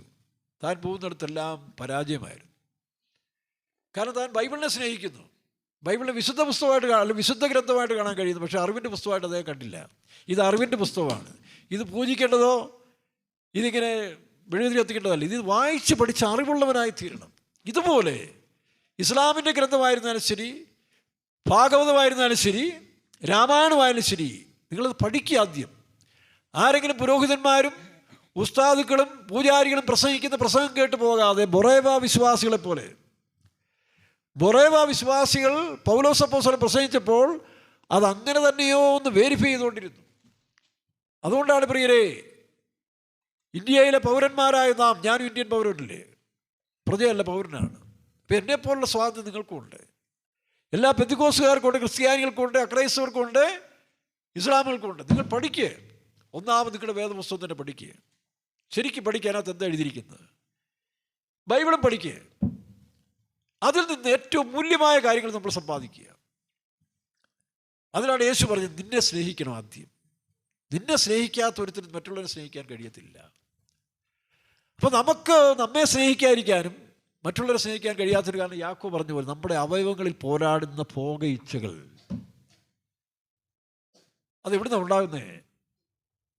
റോമാലേഖനം 13-14 വായിക്കുമ്പോഴേ, മോഹങ്ങൾ ജനിക്കുമാറ് ജഡത്തിനായി ചിന്തിക്കരുത്. അപ്പോൾ ചിന്തയിൽ നിന്നാണ് എല്ലാ മനുഷ്യരുടെയും ജീവിതത്തിൽ ഉണ്ടാകുന്ന വ്യത്യാസങ്ങൾ. അപ്പോൾ ബേസിക്കലി നീ ഹിന്ദുവോ മുസ്ലിമോ ക്രൈസ്തവനോ ആയിക്കോട്ടെ, ഇതൊക്കെ നമ്മളുണ്ടാക്കിയതല്ലേ, ഇതൊക്കെ കാലാകാലങ്ങൾ വന്നതല്ലേ. യേശുക്രിസ്തുവിന് ശേഷം AD 300 ശേഷമാണ് ക്രിസ്തുമതം ഉണ്ടായത്. യേശുക്രിസ്തുവിൻ്റെ കാലത്ത് ക്രിസ്തുമതം ഇല്ല. അന്നുണ്ടായിരുന്ന യഹൂദ മതത്തിനെതിരായിട്ടാണ് യേശു പ്രസംഗിച്ചത്. യേശു മതത്തിനെതിരാണ്, യേശു മാർഗദർശിയാണ്, മാർഗത്തെ വെളിപ്പെടുത്തിയവനാണ്. അതുകൊണ്ട് ക്രിസ്തുമതം എന്ന് പറയുന്നത് നമുക്കുള്ളതല്ല. അത് AD 300 ശേഷം കോൺസ്റ്റന്റൈൻ ചക്രവർത്തിയുടെ കാലത്തിന് ശേഷമുണ്ട്. അതുകൊണ്ടാണ് ആ മതവും യുദ്ധം ചെയ്തത്, കുരിശ് യുദ്ധവും. എന്നാൽ യഥാർത്ഥ ക്രിസ്ത്യാനിക്ക് യുദ്ധമില്ല, മനുഷ്യരോട് പോരാട്ടമില്ല. അപ്പോൾ ക്രിസ്തുമതത്തിൻ്റെ ഇതും അതും ശരിയാണെന്ന് പറയാൻ ഒക്കില്ല. ഇസ്ലാം AD 600 കാലയളവിൽ മുഹമ്മദ് നബിയോടുകൂടി ഉണ്ടാക്കിയ മതം വാളാലല്ലേ പിന്നീട് യുദ്ധങ്ങൾ, വാൾ കൊണ്ടാണ് പിന്നീട് സാമ്രാജ്യം സ്ഥാപിച്ചത്, അല്ലെന്ന് പറയാൻ ഒക്കുമോ? ഒന്ന് ചിന്തിച്ചു നോക്കി. പിന്നെ വാളെടുത്താണ് പലരെയും അതിൽ ചേർത്തത്. ഹിന്ദുമതം എന്ന് പറയുന്നൊരു മതം വാസ്തവത്തിൽ ഇല്ല. കാരണം ബ്രിട്ടീഷുകാർ വന്ന് ഇവിടെ കണക്കെടുക്കുന്ന സമയത്തിൽ ആദ്യമായിട്ട് അവർ യഥാർത്ഥമായ കുറ്റവാളികളെ അല്ലെങ്കിൽ എല്ലാവർക്കും തുല്യ ശിക്ഷ കൊടുത്ത് ബ്രിട്ടീഷുകാർ കാലത്താണ്. നാട്ടുരാജാക്കന്മാരുടെ കാലത്ത് അങ്ങനല്ല. അവർ ഓരോ ജാതിക്കും ഓരോ രീതിയിലാണ് ശിക്ഷ. നമ്മുടെ ഇടയിലും ഇല്ല, നമ്മൾ കാണത്തില്ലേ. നമുക്ക് ഇഷ്ടമുള്ളവരാണെങ്കിൽ ശിക്ഷ കുറച്ച് കൊടുക്കും, ഇഷ്ടമില്ലാത്തവരാണെങ്കിൽ അവൻ്റെ സമയത്ത് പുറത്താക്കുമെന്ന് പറയുന്നില്ലേ. അപ്പോൾ ഇത് തന്നെയാണ് അന്ന് നടന്നത്. അപ്പോൾ ചില വിശ്വാസികൾ അവനെ പുറത്താക്കണം, അവൻ ബീഡി വലിച്ചെന്നാണ്, കള്ളു കുടിച്ചു, അത് പരസ്യമായിട്ടാണ്. നീ രഹസ്യമായി വ്യഭിചാരഭാവം ചെയ്തു വന്നത് കാണത്തില്ലേ ദൈവം? നിന്റെ ഹൃദയത്തിൽ വ്യഭിചാരത്തിൻ്റെ ആത്മാവിരുന്ന് കാണത്തില്ലേ? അത് വെച്ചുകൊണ്ട് തിരുവത്താഴം എടുക്കുന്നവരില്ലേ? അപ്പോൾ കള്ളു കുടിച്ചു വന്നവരാണ് കൂടുതൽ ശിക്ഷ രഹസ്യമായി സൂക്ഷിക്കുന്നവരാണ്. പറയാം, ബൈബിൾ എന്താ പറയുന്നത്? കാണുന്നതോ താൽക്കാലികം, കാണാത്തതോ. ഇങ്ങനെയാണ് നമ്മളിൽ പലരും വെള്ള തെറ്റിയോണ്ട് വലിയ വിശുദ്ധരായിത്തീരും. ഇവിടുത്തെ കള്ളു കുടിച്ചിട്ട് അവൻ മോശമാണ്, അവനെ പുറത്താക്കുക. വീടി വലിച്ചവനെ പുറത്താക്കുക. എന്നോട് പറഞ്ഞിട്ടുണ്ട്. അതുകൊണ്ട് ഞാൻ പറയാം. നീയോ അവസരം കിട്ടിയാൽ നിൻ്റെ ഭാര്യയോടല്ല അന്യസ്ത്രീയോട് പാപം ചെയ്യാൻ താല്പര്യപ്പെടും, തിരിച്ചും ചെയ്യും. നമുക്കെല്ലാം ടെൻഡൻസി വരാം. അതിനെയാണ് കീഴ്പ്പെടുത്തേണ്ടത്. കാരണം ഇത് പാപത്തിലുരുവായ ശരീരമാണ്. ദാവീദ് പറഞ്ഞില്ലയോ, ഇത് ഞാൻ അകൃത്യത്തിലുരുവായി. വായിച്ച 50-ാം സങ്കീർത്തനത്തിൽ അത് പറയുന്നുണ്ട്. അപ്പോൾ നീ ഏത് ജാതി മതസ്ഥരായാലും നിൻ്റെ ജനനം ഇവിടെയാണ്. പാപത്തിൽ വീണ മനുഷ്യൻ്റെ ജനനത്തിൻ്റെ ഉത്ഭവം ഇവിടെയാണ്. ആദാമെല്ലാം പോട്ടെ, ആ കാലം കഴിഞ്ഞില്ലേ. ഇവിടെ ദാവീദ് പറയുന്നു, ഇതാ ഞാൻ പാപത്തിൽ 51-ാം സങ്കീർത്തനം 5-ാം വാക്യത്തിൽ ദാവീദ് തുറന്ന് സമ്മതിച്ചു. വായിക്കാം. ഇതാ ഞാൻ അകൃത്യത്തിൽ ഉരുവായി, പാപത്തിൽ എൻ്റെ അമ്മ എന്നെ ഗർഭം ധരിച്ചു. പാപത്തിൽ എൻ്റെ അമ്മ എന്നെ ഗർഭം ധരിച്ചു. അപ്പൊ നമ്മുടെ ഡാഡി മമ്മിയുടെ പേരെന്തുവാ? ഹലോ, ക്രിസ്തു മതക്കാരനെ, ഹിന്ദു മതം, മുസ്ലിം മതം, നിന്റെ എൻ്റെ അപ്പൻ്റെ അമ്മയുടെ പേരെന്താ? ഡാഡി മമ്മിയുടെ പേരെന്താ? ഇംഗ്ലീഷിൽ തന്നെ പറയാം. മലയാളമൊക്കെ ചിലപ്പോൾ നമുക്ക് ഇച്ചിരി ബുദ്ധിമുട്ടല്ലേ. എന്താ നമ്മളാ ഡാഡിയുടെ പേര്? ഇനിക്കുറ്റി കേട്ടോ. അപ്പൻ്റെ പേര് ഇനിക്കുറ്റി, അമ്മയുടെ പേര് സിന്നെ. എല്ലാവരുടെയും രക്ഷകർത്താക്കളുടെ പേര് ഇതാണ്. അതുകൊണ്ടാണ് ജന്മവാസനയെ തന്നെ, ജനിക്കുമ്പം തന്നെ ഈ പോരാട്ടം വരികയാണ്. 2 ഇരട്ട കുട്ടികൾ ഒന്നിനെടുത്താൽ മറ്റേ സമ്മതിക്കത്തില്ല. അതിനെ ലാളിച്ചില്ലെങ്കിൽ അതുടനെ ആക്ഷൻ കാണിക്കും. ഇതാണ് ജന്മപാപം, അതാണ് അകൃത്യം. ഇനിക്കുറ്റി എന്ന് പറഞ്ഞാൽ അകൃത്യം. അപ്പോൾ എല്ലാ മനുഷ്യൻ്റെ അപ്പൻ്റെ പേര് അകൃത്യമെന്നാണ്, മറ്റത് പാപം. അതുകൊണ്ട് ബന്ധുക്കോസുകാരായാലും നീതി ന്യായത്തോടു കൂടിയ വിധി മനസ്സിലാവുന്നു. കോർട്ട് വിധികളൊക്കെ നീതി ന്യായത്തോടെ പണ്ട് നടന്നുകൊണ്ട് ഇപ്പോഴത്തെ പിന്നെ പറയാനൊക്കത്തില്ല. അത് ബ്രിട്ടീഷുകാരുടെ കാലത്താണ്. പണ്ടൊരു ബ്രാഹ്മണൻ ചികിത്സിക്കണമെങ്കിൽ അവൻ ഇത്രയടി ദൂരത്തിരിക്കണം, മറ്റ് അവർണരായ മനുഷ്യർ ഇത്രയടി ദൂരത്തിരിക്കണം. ശൂദ്രനും ഈഴവനും മറ്റവരെല്ലാം തന്നെ ദൂരത്തിരുന്നുകൊണ്ട് ഒരുത്തനെ വിട്ടിട്ട് ഇങ്ങനെ കമ്മ്യൂണിക്കേഷൻ കൊടുത്തിട്ടാണ് ചിലരെ ചികിത്സിക്കാൻ തന്നെ. ഇതാണോ നവോത്ഥാനം? എന്നാൽ ഇംഗ്ലീഷുകാരൻ വന്നപ്പോൾ ആ സായിപ്പും അവനെ കണ്ടാൽ തന്നെ വണങ്ങണമല്ലോ, അല്ലയോ? അവർ വന്ന് സകല ജാതികളെ അടുത്തിരുത്തി ടെലസ്കോപ്പ് കൊണ്ട് എന്ത് ചെയ്തു? ഇവരെല്ലാം ചെക്ക് ചെയ്യാൻ തുടങ്ങി. അവിടെ ജാതി മതമൊന്നുമില്ല. പനി അളക്കുന്ന തെർമോമീറ്ററോ എൻ്റെ അതിൻ്റെ പേര്, അതെന്ത് ചെയ്യുന്നു? എല്ലാവരുടെയും വായിലിടും, രട്ടോളിടും. ഞാൻ ചെറുപ്പത്തിൽ കണ്ടിട്ടുള്ളതല്ലേ ഹോസ്പിറ്റലൊക്കെ. അങ്ങനെയല്ലേ തുടങ്ങി. അപ്പോൾ ഇതെല്ലാം സ്ഥാപിച്ച ആരാ? ഇന്ത്യക്കാരാണോ? ബ്രിട്ടീഷുകാർ കാലത്തോടില്ല ഈ വിവേചനം തന്നെ മാറ്റിയത്. കമ്മ്യൂണിസ്റ്റുകാരൊക്കെ പിന്നല്ലേ ഉണ്ടായത്. കമ്മ്യൂണിസ്റ്റുകാർ പോലും ഈ വിവേചനം എത്രയോ സമയത്ത് കാണിച്ചിട്ടുണ്ട്. അപ്പോൾ ബ്രിട്ടീഷുകാരെന്ന് പറയാൻ ഒക്കത്തില്ല, പ്രത്യേകിച്ച് മിഷണറിമാർ. അപ്പോൾ അവരെല്ലാമാണ് ഇന്ന് തള്ളിപ്പറഞ്ഞുകൊണ്ടിരിക്കുന്നത്. ഞങ്ങളിപ്പോൾ ഇച്ചിരി കാശുകാരായി എല്ലാം സംബന്ധിച്ചപ്പോൾ അവർക്ക് അഭിമാനക്കുറവ്. ഞങ്ങളുടെ ഇന്ത്യയിൽ നിന്നുണ്ടായ സംസ്കാരമാണെന്ന് പറഞ്ഞാണ്. ഇന്ത്യയിലെ സംസ്കാരമാണ് ഞാൻ നേരത്തെ പറഞ്ഞേക്കെ പലതും. എത്ര ദൈവങ്ങളാണ്, ഇല്ലയോ? ഇന്ന് മനുഷ്യൻ ബോധവാന്മാരായി വരികയാണ്. അപ്പം അതുകൊണ്ട് സ്വാതന്ത്ര്യം എന്ന് പറയുന്നത് ബ്രിട്ടീഷുകാരിൽ നിന്ന് ഭരണം കിട്ടിയതല്ല. അവർ ബുദ്ധിയോടെ നല്ല നേതാക്കന്മാരുടെ കയ്യിൽ ഏൽപ്പിച്ചിട്ട് പോയതുകൊണ്ട് കുറേ നിൽക്കുന്നു. ആ നേതാക്കന്മാരുടെ കാലം കഴിഞ്ഞോടുകൂടി ഇന്ത്യയിൽ പിന്നെയും ദാരിദ്ര്യമായ അവസ്ഥയിലല്ലേ വന്നുകൊണ്ടിരിക്കുന്നത്. അപ്പോൾ ഇതൊന്നുമല്ല സ്വാതന്ത്ര്യം. സ്വാതന്ത്ര്യം വ്യക്തിപരമായ ആദ്യം സ്വാതന്ത്ര്യം പ്രാപിക്കണം. ഇന്ത്യ ആ സ്വാതന്ത്ര്യം പ്രാപിച്ചിട്ട് നിനക്കെന്താ ഗുണം? നീ ഇന്നും പാപത്തിന് അടിമയാണെങ്കിൽ നിൻ്റെ അവയവങ്ങളിൽ പോരാടുന്ന പോകയിച്ചുകളാണ് ഈ പ്രശ്നം. അല്ലാതെ അത് BJP എന്നോ ബദറങ്ങെന്നോ അല്ല വിഷയം, അല്ലെങ്കിൽ RSSോ കമ്മ്യൂണിസ്റ്റോ DFA അല്ല. നിന്നിൽ വ്യാപരിക്കുന്ന അല്ലെ പെന്തക്കോസുകാർ ക്രിസ്ത്യൻ മതക്കാർ തമ്മിൽ അടിക്കുന്നത്, IPC CPM. മനസ്സിലാവുന്നു? ഒരിക്കൽ കോട്ടയത്ത് വെച്ച് ഒരു ചച്ചോക്കോടുകാരത്തൊരു അമ്മയുടെ അടക്കം നടക്കുക. ചച്ചോക്കോടുകാർ മോള് TPM വിശ്വാസിയാണ്. അപ്പോൾ ഈ അടക്കത്തിന് കുറേ നാൾ മുമ്പാകട്ടെ, ഇപ്പോൾ അതെല്ലാം മാറിയെന്ന് തോന്നുന്നു. അപ്പോൾ ആ അടക്കത്തിന് അന്ന് കോട്ടയത്തിരുന്ന അസിസ്റ്റൻ്റ് പാസ്റ്റർ, എനിക്കത് ജോസഫ് പിടിച്ചാനെന്ന് തോന്നുന്നു, ചില സൗകര്യമാരും 2 ഉപദേശിമാരും കൂടെ ഈ അടക്കത്തിന് പോയി അദ്ദേഹം കയറി ചെന്നു. അങ്ങനെ കയറി ചെന്ന സമയത്ത് അവിടെ ഒരാൾ പ്രസംഗിച്ചുകൊണ്ടിരിക്കുകയാണ്. ഏതോ ഒരു പാസ്റ്റർ, ഒരു സഭയിലെ പാസ്റ്റർ. ഈ ജോസഫ് പിടിച്ചാൻ സൗകര്യമാർ ഈ വെള്ളവസ്തുതെല്ലാം കണ്ടും പുള്ളിക്ക് അങ്ങ് സ്പിരിറ്റ് നോക്കണം. ദൈവത്തിൻ്റെ ദാസൻ അദ്ദേഹവും. പുള്ളി പരസ്യമായി മയക്കും, ഇവർ അന്തിക്രിസ്തുവിൻ്റെ മാർഗ്ഗക്കാരാണ്, ദുരുപദേശക്കാർ, കള്ളോപദേശക്കാർ, വിവാഹം എന്നാ അടക്കത്തിന് പറയുക. അത് കഴിഞ്ഞ് ജോസഫ് കുട്ടിച്ചാന് അടുത്ത ഈ പറഞ്ഞ നമ്മുടെ ദേവദാസിന് സാക്ഷി പറയാൻ അവസരം കൊടുത്തു. പുള്ളിയും മൈക്കിൻ്റെ അടുത്ത് പുള്ളിക്ക് സ്പിരിറ്റ് കയറിയതാ.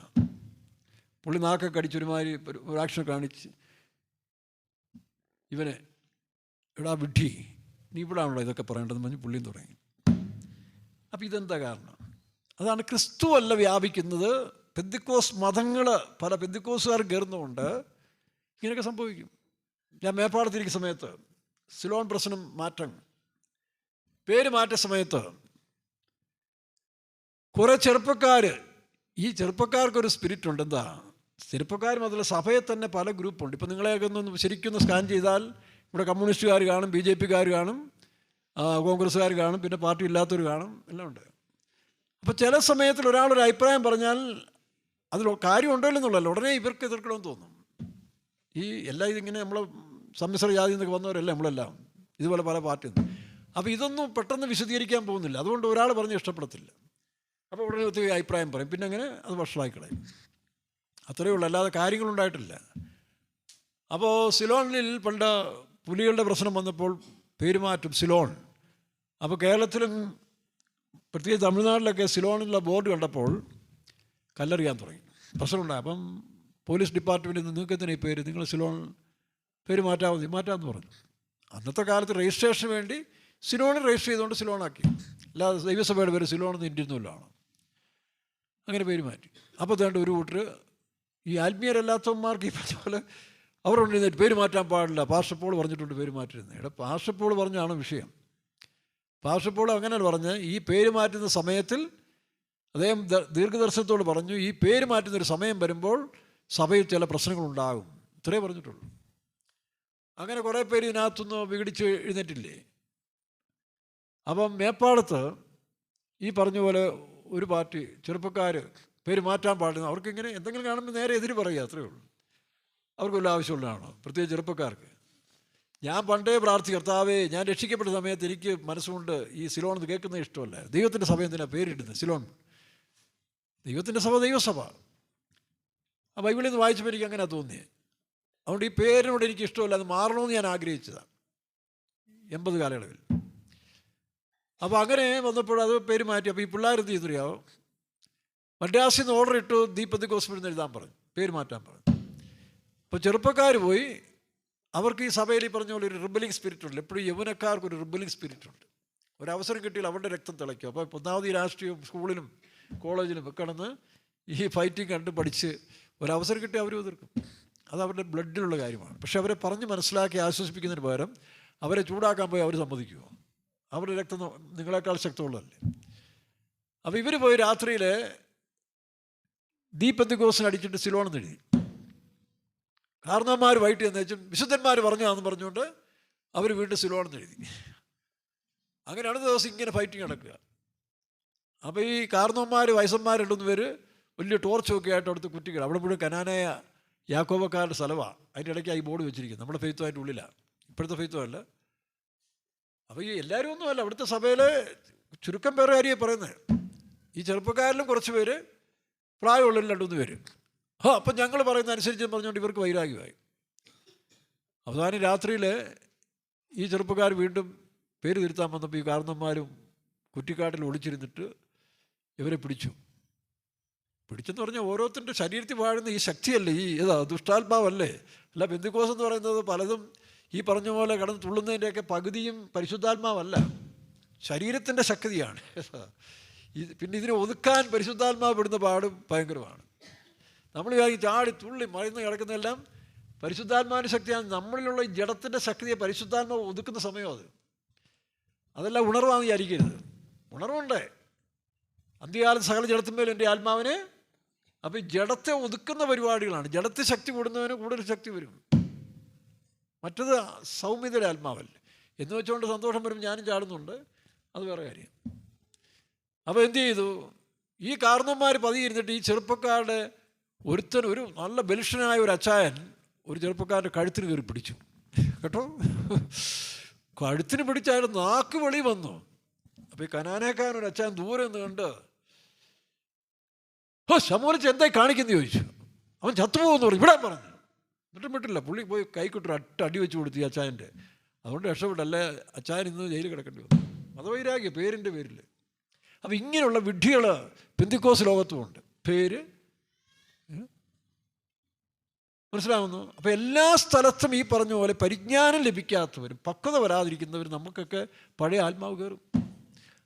അതാണ് യാക്കോബ് പറഞ്ഞിരിക്കുന്നത്, നിങ്ങളിൽ ശണ്ഠയും കലഹവും എവിടെയൊന്നോ നിങ്ങളുടെ അവയവങ്ങളിൽ പോരാടുന്ന.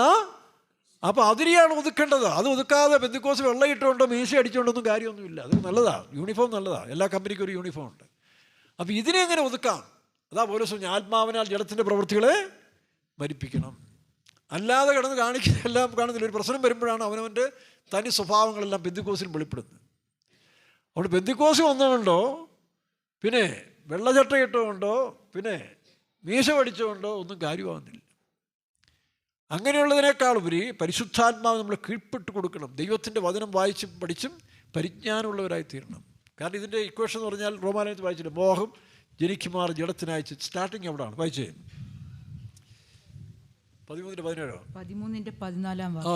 റോമാലേഖനം 13:14 വാക്യത്തിൽ പൗലോസ് പറയുന്നു, കർത്താവായ യേശുക്രിസ്തുവിനെ തന്നെ ധരിച്ചുകൊള്ളുവിൻ.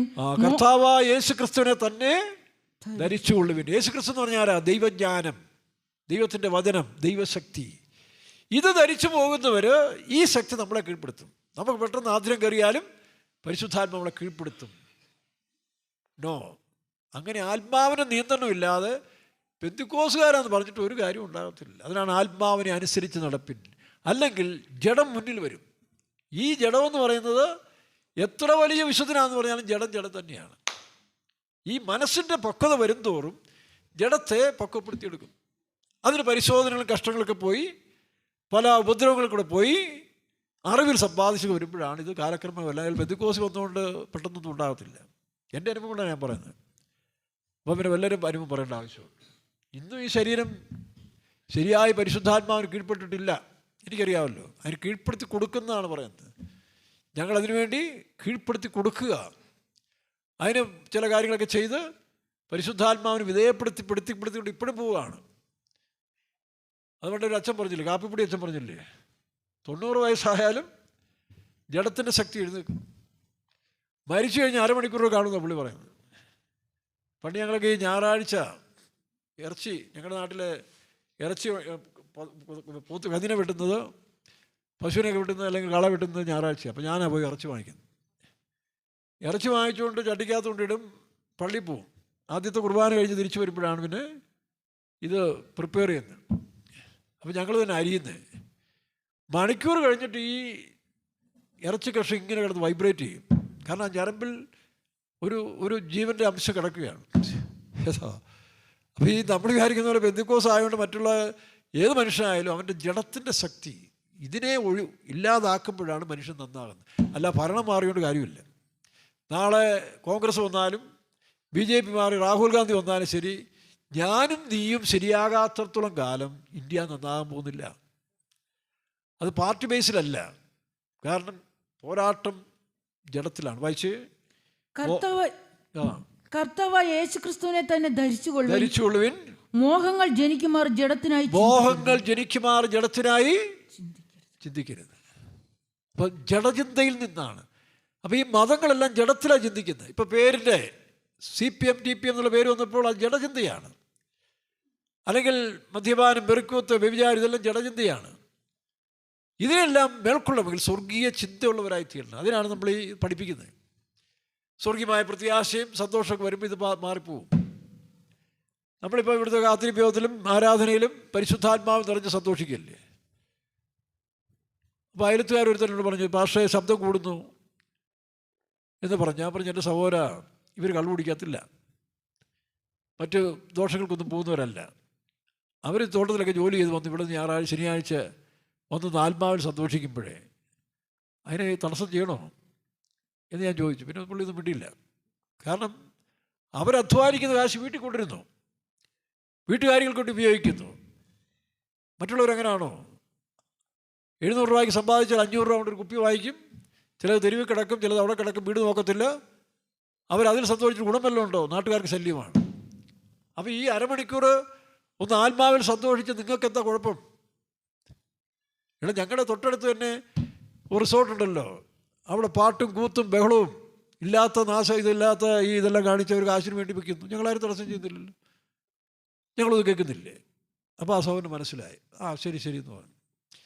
കാരണം പാവപ്പെട്ട മനുഷ്യർ മദ്യപാനത്തിനോ ക്ലബിലോ അല്ലെങ്കിൽ അടിയുണ്ടാക്കാനോ പോകാതെ ദൈവസനെ ഒന്ന് പാട്ടുപാടി ആത്മാവിൽ സന്തോഷിച്ച് ഈ ആത്മീയ ലഹരിയിൽ അവർ പോകുന്നതുകൊണ്ട് അവർക്ക് വേറെ നഷ്ടമില്ല. അവർ സമ്പാദിക്കുന്ന കാശ് അവർ വീട്ടിൽ അവരുടെ കുഞ്ഞുങ്ങൾ കൊടുക്കുന്നുണ്ട്. പറഞ്ഞപ്പോൾ അയാൾക്ക് മനസ്സിലായി. എന്ന് പറഞ്ഞ പോലെ ഈ സന്തോഷത്തിലേക്ക് അതുകൊണ്ടാണ് നമ്മൾ ക്ഷണിക്കുന്നത്. ദൈവരാജ്യം ഭക്ഷണവും പാനീയമല്ല, നീതിയും സമാധാനവും പരിശുദ്ധാത്മാനുസന്ധം. ഇത് നിങ്ങൾ മനസ്സിലാക്കിയെടുക്കേ. അത് നിങ്ങൾ മതത്തിൻ്റെ അടിസ്ഥാനം ചിന്തിക്കാതെ ഈ യേശുക്രിസ്തുവുള്ള രക്ഷയും പരിശുദ്ധാത്മാവിൻ്റെ സന്തോഷവും സകല മനുഷ്യർക്കും ഒന്നിയാണ് നിങ്ങൾ ആഗ്രഹിക്കുകയാണ്. അതല്ലേ മനുഷ്യത്വം. പണ്ടൊക്കെ ഞങ്ങളുടെ നാട്ടിൽ റോഡിലിട്ട് മീൻ വിൽക്കും. അപ്പോൾ 1 കിലോമീറ്റർ അപ്പുറത്തേക്ക് ഞങ്ങളുടെയൊക്കെ വീട്. ആരെങ്കിലും റോഡിൽ ചെന്ന് നല്ല പച്ചമത്തി കടപ്പുറത്തുനിന്ന് കൊണ്ടുവന്ന് പച്ചമത്തിയോ മീനോ വാങ്ങിച്ചുകൊണ്ട് വരുമ്പോൾ അവൻ വരുന്നതോടെല്ലാം പറയും, കേട്ടോ റോഡിൽ നല്ല മത്തി ഉണ്ട് കേട്ടോ, പോയി വാങ്ങിച്ചോണം. ഇതല്ലേ സഹോദര സ്നേഹം എന്ന് പറയുന്നത്. അത് ഞാനും ഒരു വീട്ടുകാർ മാത്രം കഴിച്ചാൽ മതിയാണോ? അപ്പോൾ ഇതുപോലെ ഒരു രക്ഷയുടെ അനുഭവം ഞങ്ങൾ കണ്ടെത്തിയുകൊണ്ട് ഞങ്ങൾ മറ്റുള്ളവർ പറയുന്നു, നിങ്ങൾക്ക് വേണമെങ്കിൽ എടുക്കാൻ, വേണമെങ്കിൽ എടുക്കണ്ട. അതിന് നിങ്ങൾ വാളും വേലും കൊണ്ടുവന്ന് ഗോലിയാത്തിനെ പോലെ കൊല്ലാൻ ശ്രമിച്ചാൽ തമ്പുരാൻ മേളിലുണ്ടെന്ന് നയനാർ പറഞ്ഞ പോലെ മേളിലൊരു തമ്പുരാനുണ്ടെന്ന് ഓർത്തോണം.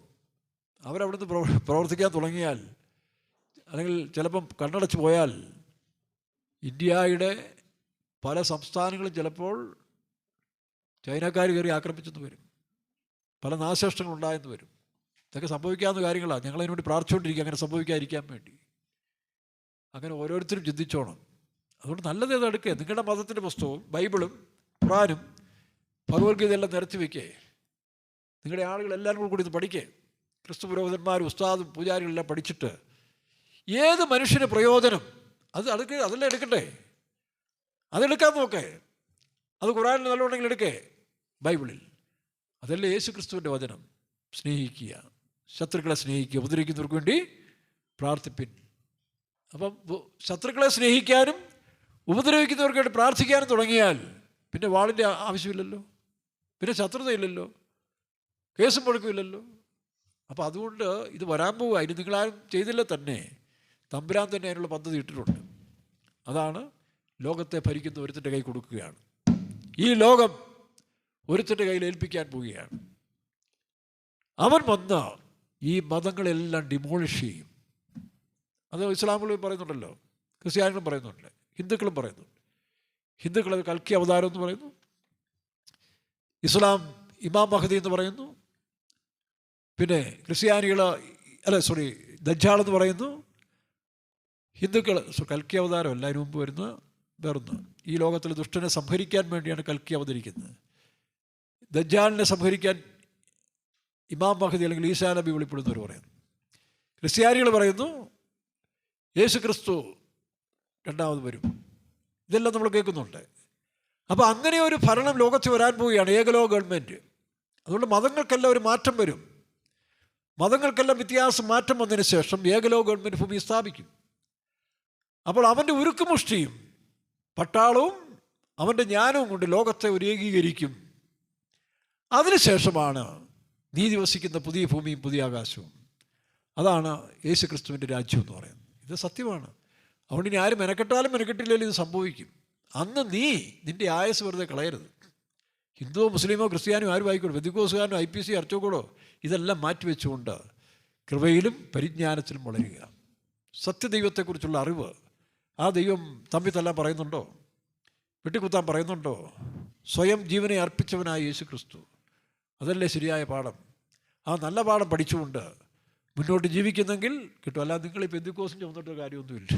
TPM IPC ചർച്ചോക്കോട് അതൊക്കെ താൽക്കാലികമായി ചെടിച്ചട്ടിയെന്ന് പറഞ്ഞുള്ളൂ. നീ എന്തായി? അപ്പം എന്നിൽ പോരാടുന്ന പോരാട്ടങ്ങളെ നിയന്ത്രിക്കാൻ കഴിയണമെങ്കിൽ അത് ഉയർച്ചൽ ബലം, പരിശുദ്ധാത്മാവിൻ്റെ ശക്തി നമുക്ക് ആവശ്യമാണ്. ആ ശക്തി കൊണ്ട് വേണം നമ്മളതിനെ ജയിക്കാൻ.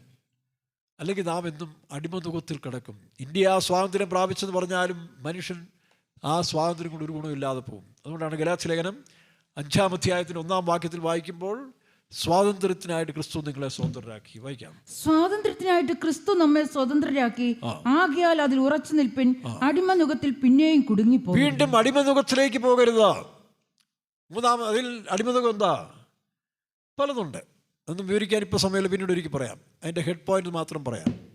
വീണ്ടും വായിച്ചു, തമിഴ് വായിച്ചതെന്ന് ഗലാത്യർ 5:5 മുതൽ വസനം.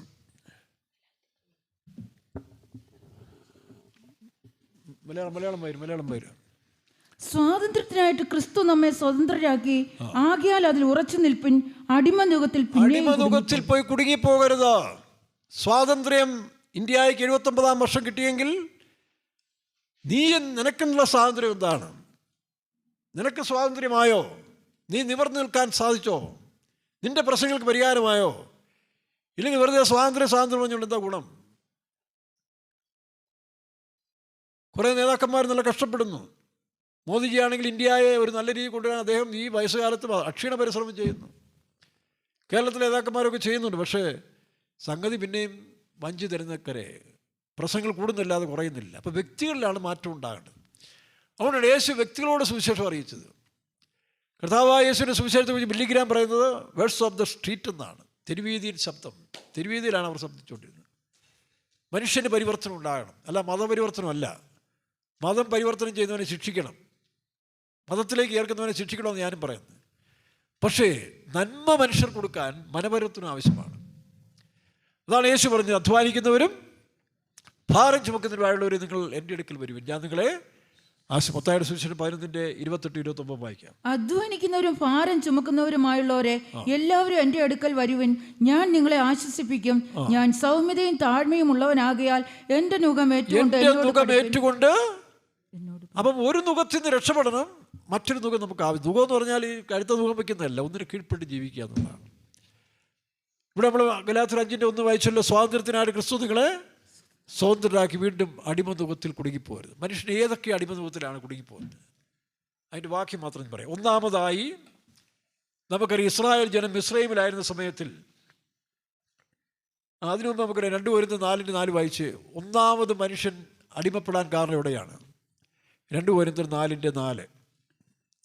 ദൈവപ്രതിമയായ ക്രിസ്തുവിന്റെ തേജസ്സുള്ള സുവിശേഷത്തിന്റെ പ്രകാശനം ശോഭിക്കാതിരിപ്പാൻ ഈ ലോകത്തിന്റെ ദൈവം അവിശ്വാസിയുടെ മനസ്സ് കുരുടാക്കി. ജീവനുള്ള ദൈവത്തെ, സത്യദൈവത്തെ, ജീവനുള്ള ദൈവത്തെ കണ്ടെത്തുന്നതിന് പകരം കണ്ടെത്തിയ മനുഷ്യൻ താൽക്കാലികമായ ചില കാര്യങ്ങൾ അല്ലെങ്കിൽ ചില മോഹങ്ങൾ ജനിച്ചപ്പോൾ എളുപ്പ വഴിയിൽ കൂടെ, കുറുക്ക് വഴിയിൽ കൂടെ ചിലത് സ്ഥാപിച്ചെടുക്കാൻ വേണ്ടി ഈ ലോകത്തിൻ്റെ ദൈവമായ പിശാച് ലോകജ്ഞാനം പറഞ്ഞു കൊടുത്തു. ഈ വൃക്ഷത്തിൻ്റെ ഫലം അനുസരണക്കേട് കാണിച്ചാൽ, നിങ്ങൾ ദൈവത്തെ തള്ളി പറഞ്ഞ് അനുസരണക്കേട് കാണിച്ചാൽ നിങ്ങൾ ദൈവത്തെ പോലെയാകും. വേറൊന്നുമല്ല പറഞ്ഞു, ദൈവത്തെ പോലെയാകും. പിന്നെ നിങ്ങൾക്ക് ഈ പറഞ്ഞ പോലെ ഇവിടെ ജോലി ചെയ്യേണ്ട ആവശ്യമില്ല, നിങ്ങൾക്ക് സുഖമായിട്ടൊക്കെ നല്ല ദൈവത്തെ പോലെ ജീവിക്കാം. നോക്കണം, ഈ പൊട്ട മനുഷ്യന് ഈ വാക്ക് കേട്ട് വിശ്വസിച്ചതാണ് അവൻ്റെ കണ്ടു കുരുടായിപ്പോയത്. അതുകൊണ്ടാണ് ഈ ലോകത്തിൻ്റെ വൈച്ചയും ദൈവപ്രതിമയായ ക്രിസ്തുവിന്റെ തേജസ്സുള്ള സുവിശേഷത്തിന്റെ പ്രകാശനം ശോഭിക്കാതിരിപ്പാൻ ഈ ലോകത്തിന്റെ ദൈവം അവിശ്വാസിയുടെ മനസ്സ് കുരുടാക്കി. അപ്പം ദൈവത്തിനുള്ള വിശ്വാസം കളയുക എന്നുള്ളതാണ് സാത്താൻ്റെ ഏക ലക്ഷ്യം. ഇന്നും അതല്ല നടന്നുകൊണ്ടിരിക്കുന്നത്. സത്യദൈവത്തെ വിശ്വസിക്കരുത്. കഴിഞ്ഞ ദിവസം രാഹുൽ ഈശ്വർ പറഞ്ഞ പോലെ, ഇവിടെ സോക്രട്ടീസ് ജനിച്ചു, പ്ലേറ്റോ ജനിച്ചു, മുഹമ്മദ് ജനിച്ചു, ബുദ്ധൻ ജനിച്ചു, ജൈനൻ എല്ലാം ജനിച്ചു. യേശു ക്രിസ്തു ജനിച്ചിട്ടില്ല. ഒരു നിരീശ്വരവാദി പറഞ്ഞാൽ യേശു ക്രിസ്തു ജനിച്ചതായിട്ട് ചരിത്രമില്ല. അപ്പോൾ അതിന് വേറൊരാൾ പറഞ്ഞു, അത് ബാക്കി ആര് ജനിച്ചാലും കുഴപ്പമില്ല, കാരണം അവർ ഇതിനോടൊക്കെ ചേർന്ന് പോകുന്ന മനുഷ്യരാണ്. യേശു ക്രിസ്തു വേറൊന്നാണ്. അവരുടെ സാത്താൻ യേശുവിനെ പിടിക്കുന്നില്ല. ഇന്നും യേശുവിനെ ഇല്ലാതാക്കുക അവൻ ശ്രമിക്കുന്നു, പക്ഷെ നടക്കത്തില്ല. ബാക്കി എല്ലാവരും അംഗീകരിക്കും, പക്ഷേ യേശു ക്രിസ്തുവിനെ മാത്രം സമ്മതിക്കാൻ പ്രയാസം. യേശു ക്രിസ്തു ചരിത്രപുരുഷനല്ല. ബാക്കി അപ്പോൾ അയാൾ ചോദിച്ചു, സോക്രട്ടീസ് ചരിത്രപുരുഷനല്ലേ? ആണല്ലോ. അതിന് മുമ്പ് അലക്സാണ്ടർ. യേശു ക്രിസ്തു ദൈവപുത്രനാണെന്നും ചരിത്രപുരുഷനാണെന്നുള്ള തെളിവല്ലേ ഇത് ലോകത്തിൽ ഈ കാണുന്ന സമൂഹം? അപ്പോൾ അതാണ് സാത്താനല്ലേ. അപ്പോൾ മനുഷ്യനല്ല ഇതിന് പോരാടുന്നത്, സാത്താനാണ്. അവൻ അന്നേ തുടങ്ങി, ഏതൻ തോട്ടത്തിലെ ആദ്യ മനുഷ്യന് തുടങ്ങിയ പോരാട്ടമാണ്. അവൻ്റെ കണ്ണു കുരുടാക്കി അവിശ്വാസികളുടെ മനസ്സിനെ. ഇന്നും അതാണ്, മതവും രാഷ്ട്രീയവും ചേർന്ന് രണ്ടും. കാറൽ മാർക്സ് മതം മയക്കുന്ന കറുപ്പെന്ന് പറഞ്ഞാൽ രാഷ്ട്രീയം അതുപോലെ തന്നെയാണ്. ഇത് കണ്ടില്ലേ, ഒരാളെന്ന് പറഞ്ഞ് സഹിക്കാൻ ഒക്കത്തില്ല, ഇവർ പറഞ്ഞ് അവർ പറയുന്ന സഹിക്കത്തില്ല, ഞങ്ങളുടെ കൂടെ നിന്ന് ഞങ്ങളെ മാത്രം പൊക്കി പറഞ്ഞോണം. എന്തോ ഒരു കാലമാണ് നോക്കി. ഞങ്ങളുടെ കൂടെ നിന്ന് ഞങ്ങളെ മാത്രം പൊക്കി പറഞ്ഞോണം, വേറൊരുത്തരെ പൊക്കി പറയരുത്, വേറൊരുത്തരെ നന്മ പറയരുത്. എവിടം വരെ വളർന്നു നോക്കി. ചില പിള്ളേർ രാവിലെ വഴക്കുണ്ടാക്കുന്ന പോലെ പരിജ്ഞാനവും പക്വതയും ഇല്ലാത്ത രാഷ്ട്രീയക്കാർ. പരിജ്ഞാനവും പക്വതയില്ലാത്ത മത നേതാക്കന്മാർ, ഇവരാണ് ഇന്ന് ഭൂമിക്ക് ഏറ്റവും വലിയ ശാപമായി തീർന്നുകൊണ്ടിരിക്കുന്നത്. അതുകൊണ്ട് മതവും രാഷ്ട്രീയവും ഇല്ലാത്തൊരു കാലം വരും എന്നുള്ളത് നമുക്ക് ഉറപ്പുള്ളതുകൊണ്ട് നമ്മൾ സമാധാനമായിരിക്കുന്നു. വീണ്ടും വായിച്ച വാക്യം, ദൈവപ്രതിമയായി ക്രിസ്തുവിന്റെ തേജസ്സുള്ള സുവിശേഷത്തിന്റെ പ്രകാശനം ശോഭിക്കാതിരിപ്പാൻ ഈ ലോകത്തിന്റെ ദൈവം അവിശ്വാസിയുടെ മനസ്സ്, ഈ ലോകത്തിന്റെ ദൈവം എന്ന് പറഞ്ഞാൽ ഈ ലോകത്തിന്റെ ജ്ഞാനം, അത് കാലാകാലങ്ങളിൽ ഓരോരുത്തരും കൂടെ കയറി വന്നിട്ട് ഈ അല്പന്മാരായ മനുഷ്യരെ, ശരിയായ ഗ്രാഹ്യങ്ങളില്ലാത്ത മനുഷ്യനെ ചതിക്കുകയാണ്. മതവും രാഷ്ട്രീയവും രണ്ടും. ഇത് അവിടെയാണ് ഒന്നാമതായി മനുഷ്യൻ അടിമപ്പെട്ടു പോകുന്നത്. അന്ന് സാത്താൻ്റെ അടിമത്തത്തിലേക്ക് അവൻ പോയി. പിന്നെ അവൻ പറയുന്നത് കേൾക്കേണ്ടി വരും. അവൻ്റെ വേല എന്താ? സാത്താൻ്റെ വേല തന്നെ കൊല്ലുക, മുടിക്കുക, അറക്കുക, നശിപ്പിക്കുക. ഡിസ്ട്രക്റ്റീവ് സ്പിരിറ്റാണ്. ആ ഡിസ്ട്രക്റ്റീവ് സ്പിരിറ്റിൽ ഒന്നാണ് ട്രാൻസ്പോർട്ട് ബസ്സിൽ കല്ലെറിയുക, മറ്റുള്ളവരുടെ സ്ഥാപനം ഇല്ലാതാക്കുക. ഇതെല്ലാം ഈ സാത്താന്യ ശക്തി വ്യാപരിക്കുന്നതുകൊണ്ടാണ്. ദൈവികമായ സ്വഭാവം കൺസ്ട്രക്റ്റീവാണ്. പണിയുക, മറ്റുള്ളവരെ പുനരുദ്ധരിക്കുക. ഇതിന് മനസ്സിലാക്കാം. നീ ഏത് പാർട്ടിക്കാരനാകട്ടെ, ഏത് മതക്കാരനാകട്ടെ, കൺസ്ട്രക്റ്റീവ് മനസ്സ് ഒരുത്തനെ പണിതെടുക്കുക, ഒരുത്തനെ ഉത്തേജിപ്പിക്കുകയാണെങ്കിൽ നിന്റെ ദൈവികവും മറ്റുള്ളവർ ദോഷം ചെയ്യുന്നെങ്കിൽ, നശിപ്പിക്കുന്നെങ്കിൽ നിന്നിൽ പൈശാചികമാണെന്നുള്ളത് വ്യക്തമാണ്. അത് രണ്ട് സ്പിരിറ്റ്, രണ്ട് ജ്ഞാനം. അതാണ് യാക്കോബിൻ്റെ കാര്യത്തിൽ വായിക്കുമ്പോൾ ഉയരത്തുനിന്നുള്ള ജ്ഞാനം ഒന്നാമത്, ഈ ലോകത്തിലെ സാത്താൻ്റെ ജ്ഞാനം നശീകരണവും, ദൈവത്തിൻ്റെ ജ്ഞാനം രണ്ടും വായിച്ച്. യാക്കോബിൻ്റെ ലേഖനം 3:15 വാക്യം, 3-ാം അധ്യായം, യാക്കോബിൻ്റെ ലേഖനം 3:15 വായിക്കും. ഇത് ഉയരത്തിൽ നിന്ന് വരുന്ന ജ്ഞാനമല്ല, ഭൗമികവും പ്രാകൃതവും പൈശാചികവുമായ, ഭൗമികവും പ്രാകൃതവും പൈശാചികവും. അതല്ല ഇന്ന് ലോകത്ത് നടക്കുന്നത്. തമ്മിൽ അടിച്ച് തകർക്കുക, മറ്റുള്ളവൻ്റെ ഇല്ലാതാക്കിയിട്ട് എനിക്കിവിടെ വാഴണമെന്ന് സാത്താൻ്റെ ശക്തിയാണ് ഇന്ന് പല രാഷ്ട്രീയക്കാരിലും. ഇവന്മാർ ജോലി എന്താ പണി? രാവിലെ എഴുതിരിങ്ങനെ നടക്കും. അവൻ ശരിയല്ല, ഇവൻ ശരിയല്ല, അവരെ കുറ്റം പറഞ്ഞു, ഇവനെ കുറിച്ച് ചാനൽ കയറിയ അവിടെയും മനുഷ്യന് സ്വത്ത് കൊടുക്കുമോ? എന്നാൽ ഞാൻ തെറ്റുകാരാന്ന് ഒരുത്തരെങ്കിലും പറയുമോ? അവൻ ശരിയല്ല, ഇവൻ ശരിയല്ല എന്ന് പറഞ്ഞ് ലോകത്തെ മലിമസമാക്കുന്ന രാഷ്ട്രീയ ശക്തികളുടെ പിന്നിൽ പ്രവർത്തിക്കുന്ന ഈ സാത്താൻ്റെ ശക്തിയാണ്. ഇപ്പുറത്ത് യുവന്മാരും മത നേതാക്കന്മാരും. ഇതെല്ലാം പൈശാചിക ശക്തികൾക്ക് അടിമപ്പെട്ടു പോകുന്നതുകൊണ്ടാണ്. യേശുക്രിസ്തുവിനെ എന്ത് ചെയ്യും? ക്ഷമിക്കുക, സ്നേഹിക്കുക. അപ്പോൾ ഒന്നാമത്തെ മനുഷ്യൻ അടിമപ്പെട്ടത് ഏദനിൽ വെച്ചാണ്. രണ്ടാമത് മിസ്രയീം നുകം. ഞാൻ വചനാടിസ്ഥാനത്തിന് പറയാം. വായിച്ച ലേവ്യ പുസ്തകം 26-ാം അധ്യായത്തിൻ്റെ 13-ാം വാക്യം വായിക്കാം. ഇപ്പോൾ ഞാൻ എൻ്റെ ഹെഡിങ് മാത്രം തരാം.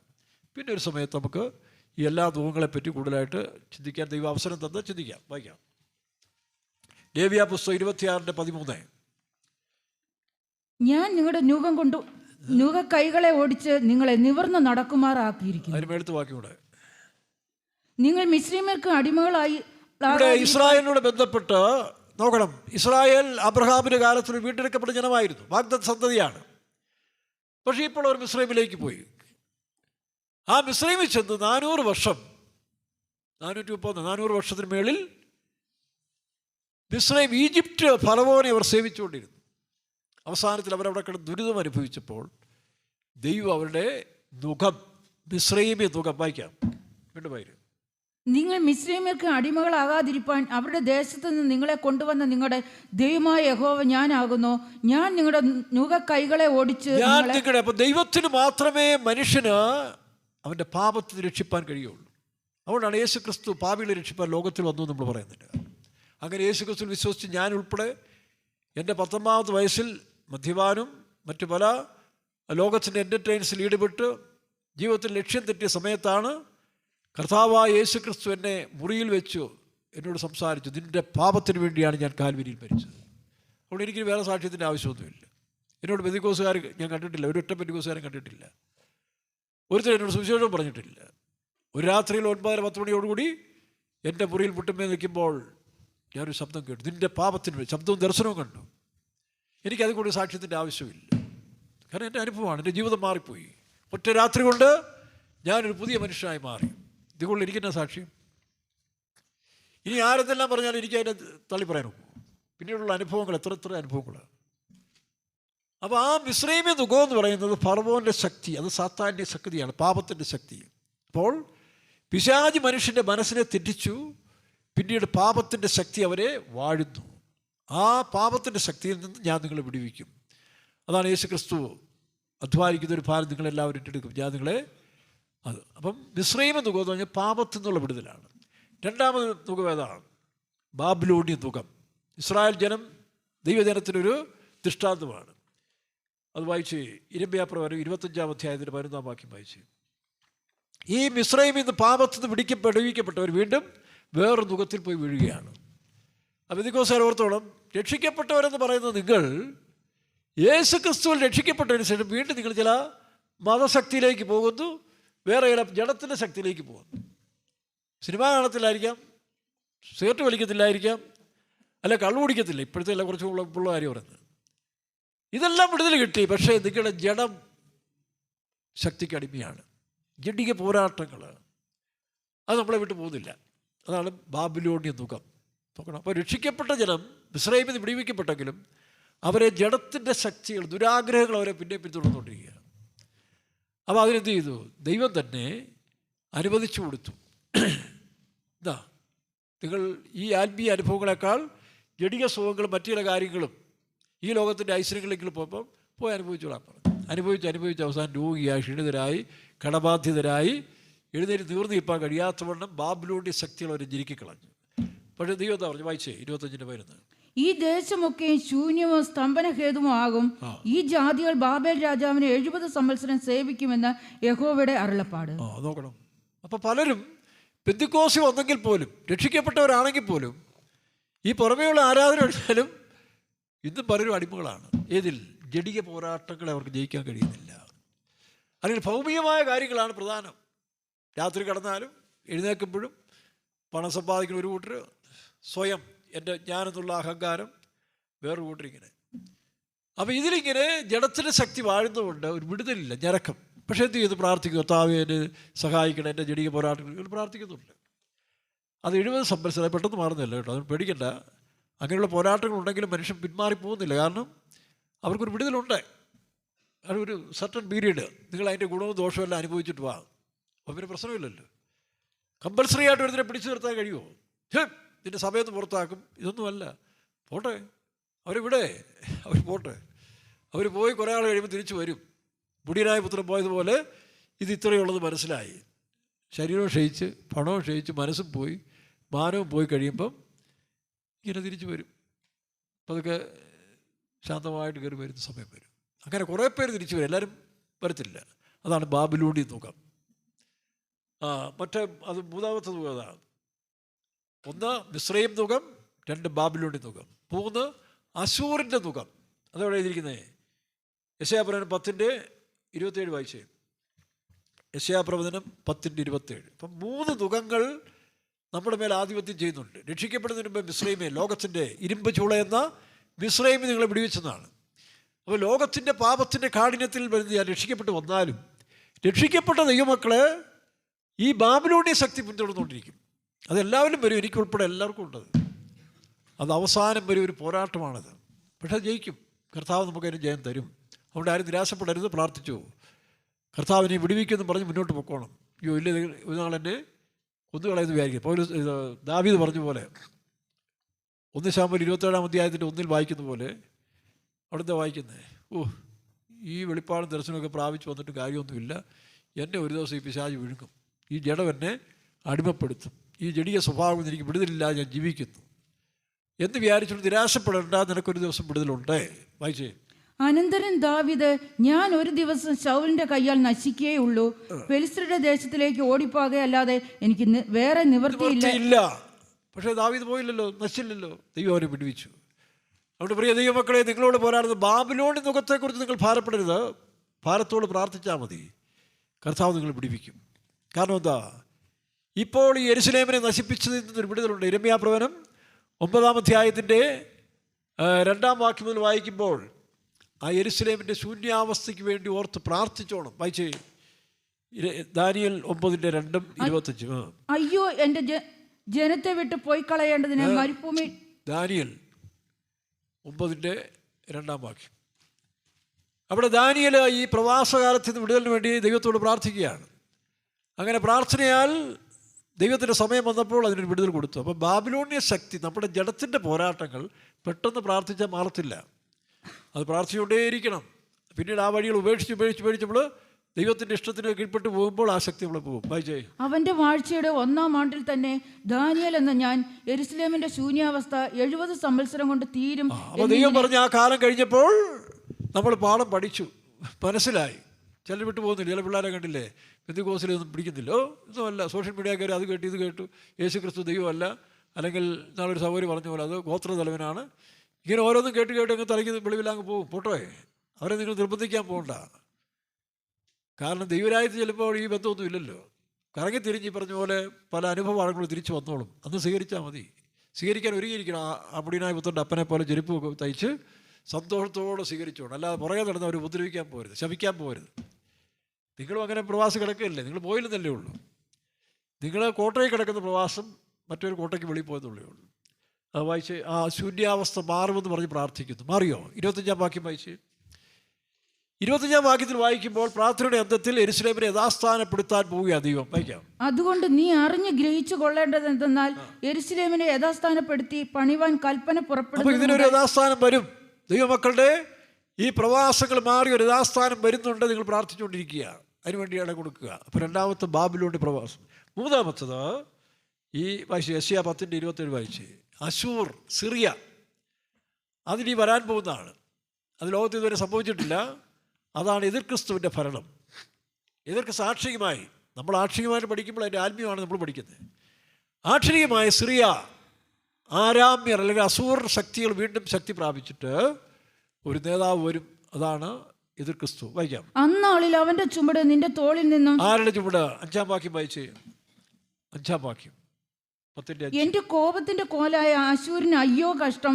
അവരുടെ കോപത്തിന്റെ കോൽ, അതായത് ദൈവത്തിന്റെ കോപം നടപ്പിക്കാൻ വേണ്ടി അശൂർ സാമ്രാജ്യം വീണ്ടും കൊണ്ടുവരും. അതാണ് ദാനിയേൽ പറയുന്നത്. 7 സാമ്രാജ്യം ഉള്ളതും ഇപ്പോൾ ഇല്ലാത്തതും ഇനിമേൽ വരുന്നതും 8-ാമനുമായ സാമ്രാജ്യം അശൂർ സാമ്രാജ്യം വീണ്ടും ശക്തിപ്പെടും.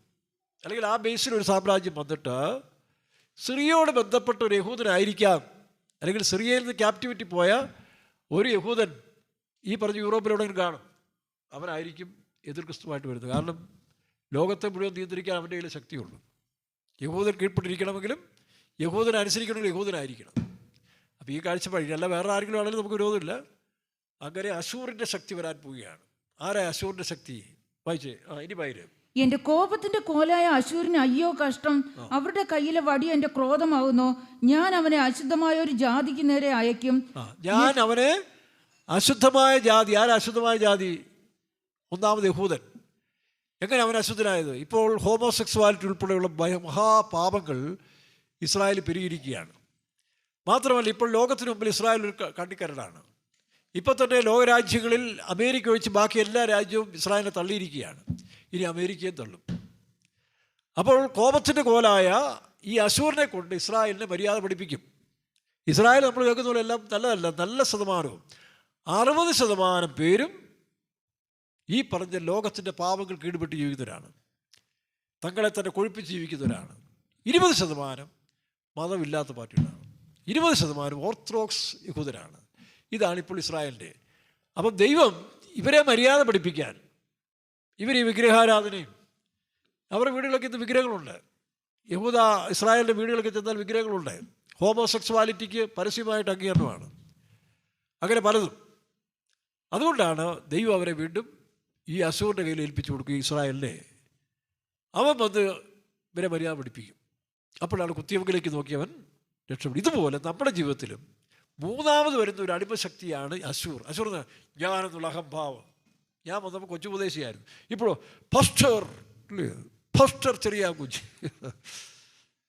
പരുവക്കേടാണേലും ഏതാ പണ്ട് പറഞ്ഞ പോലെ പാണ്ഡനായുടെ പല്ലിന് സൗകര്യം പണ്ടേ പോലെ ഭരിക്കുന്നില്ല. എങ്കിലും ആ കുര മാറുന്നില്ല. നമ്മുടെ പല വേലക്കാർക്കും പറ്റുന്നൊരു അപകടമാണ്. വിശ്വാസികൾക്കും ലോകത്തിലെ നേതാക്കന്മാർക്ക്, രാഷ്ട്രീയ നേതാക്കന്മാർ കണ്ടില്ലേ, വേറെങ്ങനെ ജനങ്ങളുടെ എല്ലാം പോയി തട്ടിത്തിരിഞ്ഞ് കാല് പിടിച്ച് അധികാരത്തിൽ വന്നു കഴിയുമ്പോൾ ചിലവന്മാർ കാണിക്കുന്ന കാട്ടാൻ കണ്ടില്ലേ. പിന്നെ മനുഷ്യ കണ്ടിട്ടില്ലാത്ത വിധത്തിലാണ് ഇവരൊക്കെ പോക്കും വരും. ഇത് തന്നെയാണ് മത നേതാക്കന്മാരും പാസ്റ്റർമാരിലും ഒക്കെ ഉണ്ടത്. ഞാനെന്നുള്ള അഹംഭാവം, എന്നെ കവിഞ്ഞ ആരുമില്ല. മനസ്സിലാവുന്നു? പ്രായമുള്ള മനുഷ്യരെ ബഹുമാനിക്കത്തില്ല. അല്ലെങ്കിൽ ഇങ്ങനെയുള്ളതായ അഹങ്കാരം കയറുന്നതാണ് അശൂർ എന്ന് പറയുന്നത്. അപ്പോൾ അത് വന്നു കഴിയുമ്പോൾ ഈ പറഞ്ഞ പോലെ പുറകെ ചില രോഗങ്ങളും വരും, കുറേ താഴ്ചകൾ വരും. പേരും പോയി, പത്രാസും പോയി, പരുവക്കേടായി കഴിയുമ്പോൾ അയ്യോ കർത്താവേ, ഇനി നിൻ്റെ ഇഷ്ടം മതി, ഇനി നിൻ്റെ ഇഷ്ടം മതി. നോക്കണം, നമ്മളുടെ പോലും കാണുന്നില്ലേ, നിലത്തും താഴെയാണ് നിൽക്കുന്നത്. അതാണ് അശൂരിൻ്റെ ശക്തി, അതാണ് അഹംഭാവം, ഈഗോ, ഞാനെന്നുള്ള. അപ്പോൾ ഒന്ന് സാധാരണ മനുഷ്യനുള്ള പാപങ്ങൾ, അതാണ് മിശ്രയും. രണ്ട് ജഡിക സ്വഭാവങ്ങൾ, അത് നമുക്കൊരു ഇഷ്ടമില്ല, കർത്താവ് ഇത് മാറ്റിത്തരും. പക്ഷെ മൂന്നാമത്തത് ഭയങ്കര ഞാനെന്നുള്ള അഹംഭാവം. സെരുബാബിനുള്ളതായ മഹാപർവ്വതമേ, നീ സമഭൂമിയാണെങ്കിൽ കൃപ എന്ന് ആണ്. അപ്പോൾ അതാണ് നമ്മളിവിടെ പഠിച്ച 3 സ്റ്റേജിൻ്റെ കാര്യം. അത് കൃപ പ്രാപിച്ചുകൊണ്ടിരിക്കണം. അങ്ങനെ ഇതിനെ ഇല്ലാതാക്കണം. 2025 ജനുവരി മാസത്തെ വോയിസ് ഓഫ് പെന്റിക്കോസ്റ്റ് മാസികയിൽ അതിന് ഫ്രണ്ട് പേജിൽ ഫിനിഷിംഗ് സ്റ്റോൺ എന്ന് പറയുന്നൊരു ആർട്ടിക്കിൾ ഉണ്ടായിരുന്നു. 2025 ജനുവരിയിലെ ആദ്യത്തെ ആർട്ടിക്കിള് ഫിനിഷിംഗ് സ്റ്റോൺ. അത് 4 പേജിലേക്ക് വരുമ്പോൾ ഈ സക്കറിയ പ്രവചനം അതിനകത്ത് എഴുതിയിട്ടുണ്ട്. കാരണം സഭ ഈ ക്രിസ്തുവിൽ നിന്നും പരിശുദ്ധാത്മാവിൽ നിന്നും പ്രാപിച്ചു വേണം ജീവിക്കണമെന്ന് ആദ്യമായിട്ടാണ് നമ്മുടെ മാസികയിൽ അത് വരുന്നത്. അതിനു മുമ്പ് തന്നെ 99 കാലയളവിൽ അപ്പോസ്തല പ്രവൃത്തി 186 പേജിൽ ഇതിനെപ്പറ്റി ഡീറ്റെയിൽസ് പാസ്റ്റർമാരുടെ അനുവാദത്തോടെ പ്രിൻ്റ് ചെയ്തിട്ടുണ്ട്. അപ്പോൾ അതുകൊണ്ട് നമ്മൾ ഈ അവസാന കാലത്തിൽ ഈ 3 ശക്തികളെയും ജയിക്കണം. ഏതൊക്കെയാണ്? ഒന്ന് ജനറൽ പാപങ്ങൾ, മറ്റൊന്ന് നമ്മോട് പോരാടുന്ന ജഡത്തിൻ്റെ ശക്തികൾ, 3 സ്വയം. അപ്പോൾ ഈ 3 ശക്തികളെയും ജയിച്ചെങ്കിൽ മാത്രമേ ജയാളികളായി തീരുകയുള്ളൂ. അതിനാണ് സക്കറിയ 4-6 വാക്യം വായിക്കുമ്പോൾ സൈന്യത്താലുമല്ല ശക്തിയാലുമല്ല എൻ്റെ വായിക്കാം. സൈന്യത്താലുമല്ല ശക്തിയാലുമല്ല എൻ്റെ ആത്മാവിനാൽ അത്രയെന്ന് സൈന്യങ്ങളുടെ യഹോവ അരുളിച്ചെയ്യുന്നു. ആത്മാവിൽ അത്രയെന്ന് സൈന്യങ്ങളുടെ യഹോവ അരുളിച്ചെയ്യുന്നു. അങ്ങനെ ദൈവത്തിനായി കാത്തു നിൽക്കുന്ന. പിന്നെ മറ്റൊരു കൊണ്ട് കേട്ടോ, ഉൽപ്പത്തി പുസ്തകം 27 അധ്യായത്തിൽ നമ്മൾ കാണുമ്പോൾ ഏശാവിൻ്റെ മുഖം. ഏശാവിൻ്റെ മുഖം എന്താ? യാക്കോബ് ഏശാവും നോക്കണം, സഹോദരങ്ങൾ തമ്മിലുള്ളതായ യുദ്ധം.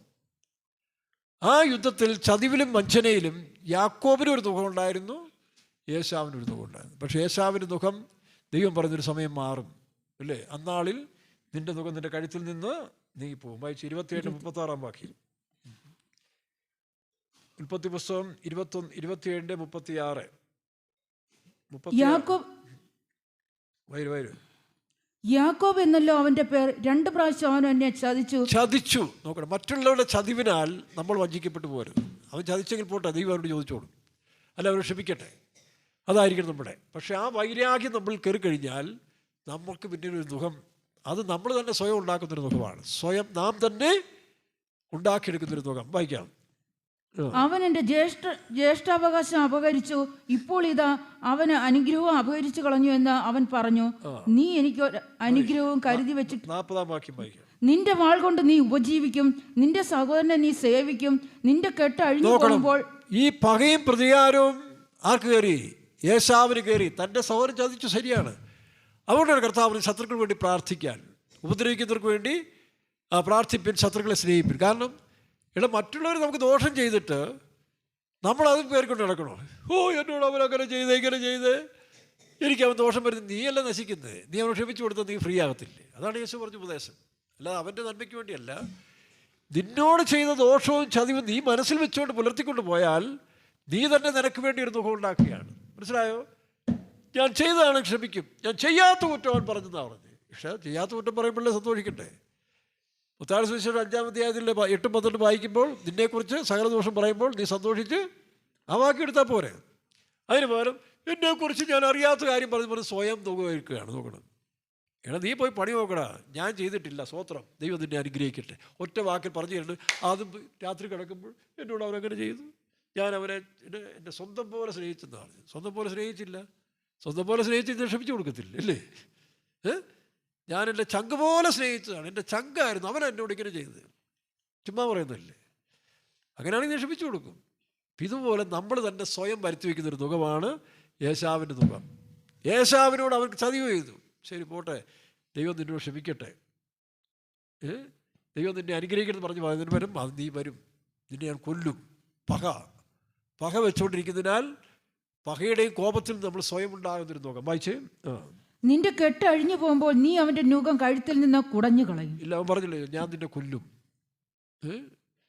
നീ വരും, അപ്പൻ്റെ അടക്കത്തിന് വരുമ്പോൾ ഞാൻ നിന്നെ കൊല്ലും. വായിച്ചേ.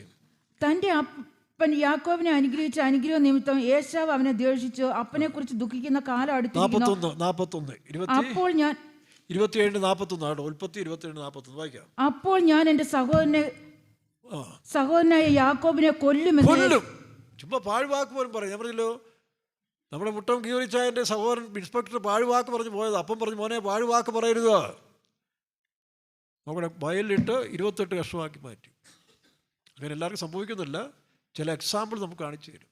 അതുകൊണ്ട് ആരെങ്കിലും നമുക്ക് ദോഷം ചെയ്താലും അവരെ സന്തോഷത്തോടെ കർത്താവെ അവരെ ക്ഷമിക്കണേ, അവരോട് ക്ഷമിച്ചു കൊടുക്കരുത്, പ്രാർത്ഥിച്ചു കൊടുക്കുമ്പോൾ ആ മുഖം നമ്മൾ ഇല്ലെങ്കിൽ അന്ന് മുതൽ വെറുതെ തെറ്റ് ചെയ്യാത്ത നാം തന്നെ മുഖം ചുമന്നുകൊണ്ട് നടക്കേണ്ടി വരും. പക്ഷേ ഏശാവിനെ ദൈവം സ്നേഹിച്ചു കേട്ടോ. ഇടക്കാലത്തിൽ അവൻ ആ മുഖമെല്ലാം മാറ്റി സ്വതന്ത്രനായി. വായിച്ചേ. അപ്പോൾ ഞാൻ 40 വാക്യം വായിക്കാം. 40. നിന്റെ വാൾ കൊണ്ട് നീ ഉപജീവിക്കും, നിന്റെ സഹോദരനെ നീ സേവിക്കും. നിന്റെ കെട്ട് അഴിഞ്ഞു പോകുമ്പോൾ നീ അവന്റെ നുകം കഴുത്തിൽ നിന്ന് കുടഞ്ഞു കളയും. തെറ്റ് ചെയ്ത് യാക്കോബ്, പക്ഷെ ഏശാവിന് പറഞ്ഞു നീ അവനെ സേവിക്കും. വാസ്തവത്തിൽ യാക്കോബ് തെറ്റ് ചെയ്തെങ്കിൽ യാക്കോബ് മറന്നുപോയി. കാരണം യാക്കോബ് പറഞ്ഞുകൊണ്ടല്ല, യാക്കോബിൻ്റെ അമ്മയുടെ പ്രേരണ നിമിത്തം അവൻ ചെയ്ത, മനസ്സോടെ ചെയ്തതല്ല. അപ്പോൾ യാക്കോബ് ചെയ്ത പാപം മനസ്സോടെയല്ല, അവൻ്റെ അമ്മ ഒപ്പിച്ചതാണ്. അതിനവിടെ കിട്ടുകയും ചെയ്തു കേട്ടോ. ഈ അതിബുദ്ധിമുള്ള പെണ്ണുങ്ങൾക്കൊക്കെ സ്പോട്ടിൽ തന്നെ ദൈവം കൊടുക്കാറുമുണ്ട്. മറ്റവും കൊടുത്തില്ല അവർക്ക്, റാഹേൽക്കും. ഈ സാമർഥ്യവും ബുദ്ധിയും സൗന്ദര്യം കൂടുതൽ പെണ്ണുങ്ങളൊക്കെ സൂക്ഷിച്ചോണം. ഇത് ദുർവിനിയോഗം ചെയ്താൽ പിള്ളേർ പറയുന്ന പോലെ എന്തോ ഇതിൽ വരുമെന്ന് പറഞ്ഞ് പച്ചവെള്ളത്തിലോ അടി പാഴ്സലായിട്ട് വരുമെന്ന് പറയത്തില്ല, ഇല്ലേ? എന്ന് പറഞ്ഞ പോലെ സൂക്ഷിച്ചോണം കേട്ടോ. ഇച്ചിരി സൗന്ദര്യമുണ്ട്, തൊലിവെളുപ്പുണ്ട്, അല്ലെങ്കിൽ സാമർഥ്യമുണ്ടെന്ന് പറഞ്ഞുകൊണ്ട് ഇത് ചതിവിലേക്ക് പോയി മറ്റുള്ളവർക്ക് കാപ്പ് വെക്കാൻ പോയാൽ വേറൊന്നുമല്ല, റബേക്കായ്ക്കും ഇത് റാഹേലിന് സംഭവിച്ചെടുത്ത് പഠിച്ചാൽ ആണുങ്ങളും അതുപോലെ തന്നെ. പക്ഷേ ഏശാവ് പാപം ചെയ്തില്ല, പക്ഷേ അനുഭവിക്കുന്നവരവനാണ്. പണ്ടൊരാൾ പറഞ്ഞ പോലെ ഈ ജിപ്സി വർഗത്തിൽപ്പെട്ടൊരു ഗ്രൂപ്പുണ്ട്, ജിപ്സികൾ, നാടോടികൾ.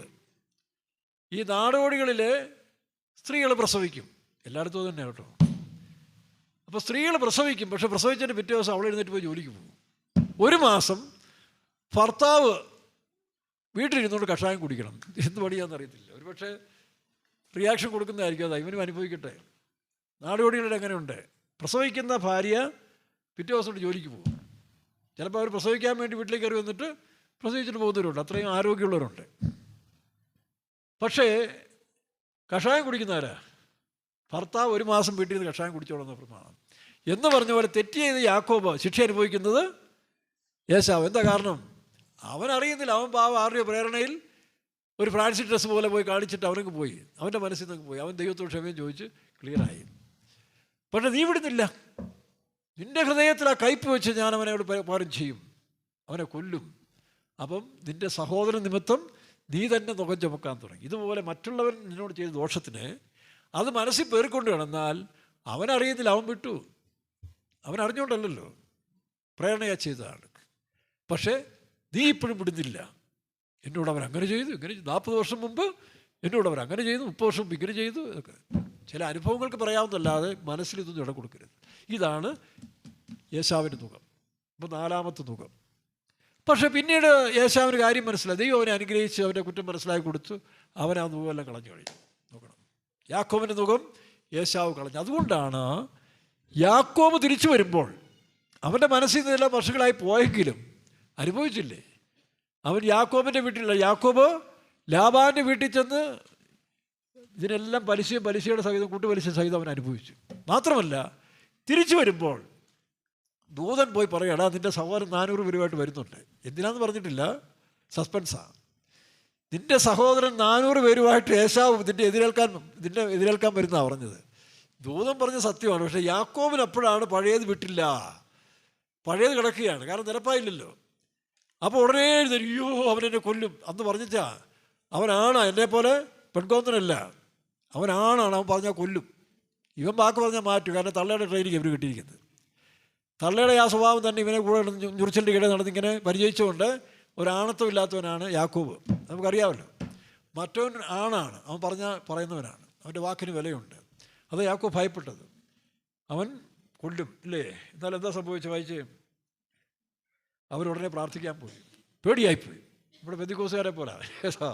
പെന്തിക്കോസുകാർ പല പ്രാർത്ഥനയും പേടിച്ചാ, കുറച്ച് പേര് മാത്രമേ ഉള്ളൂ നന്നായിട്ട് പ്രാർത്ഥിക്കുന്നവർ.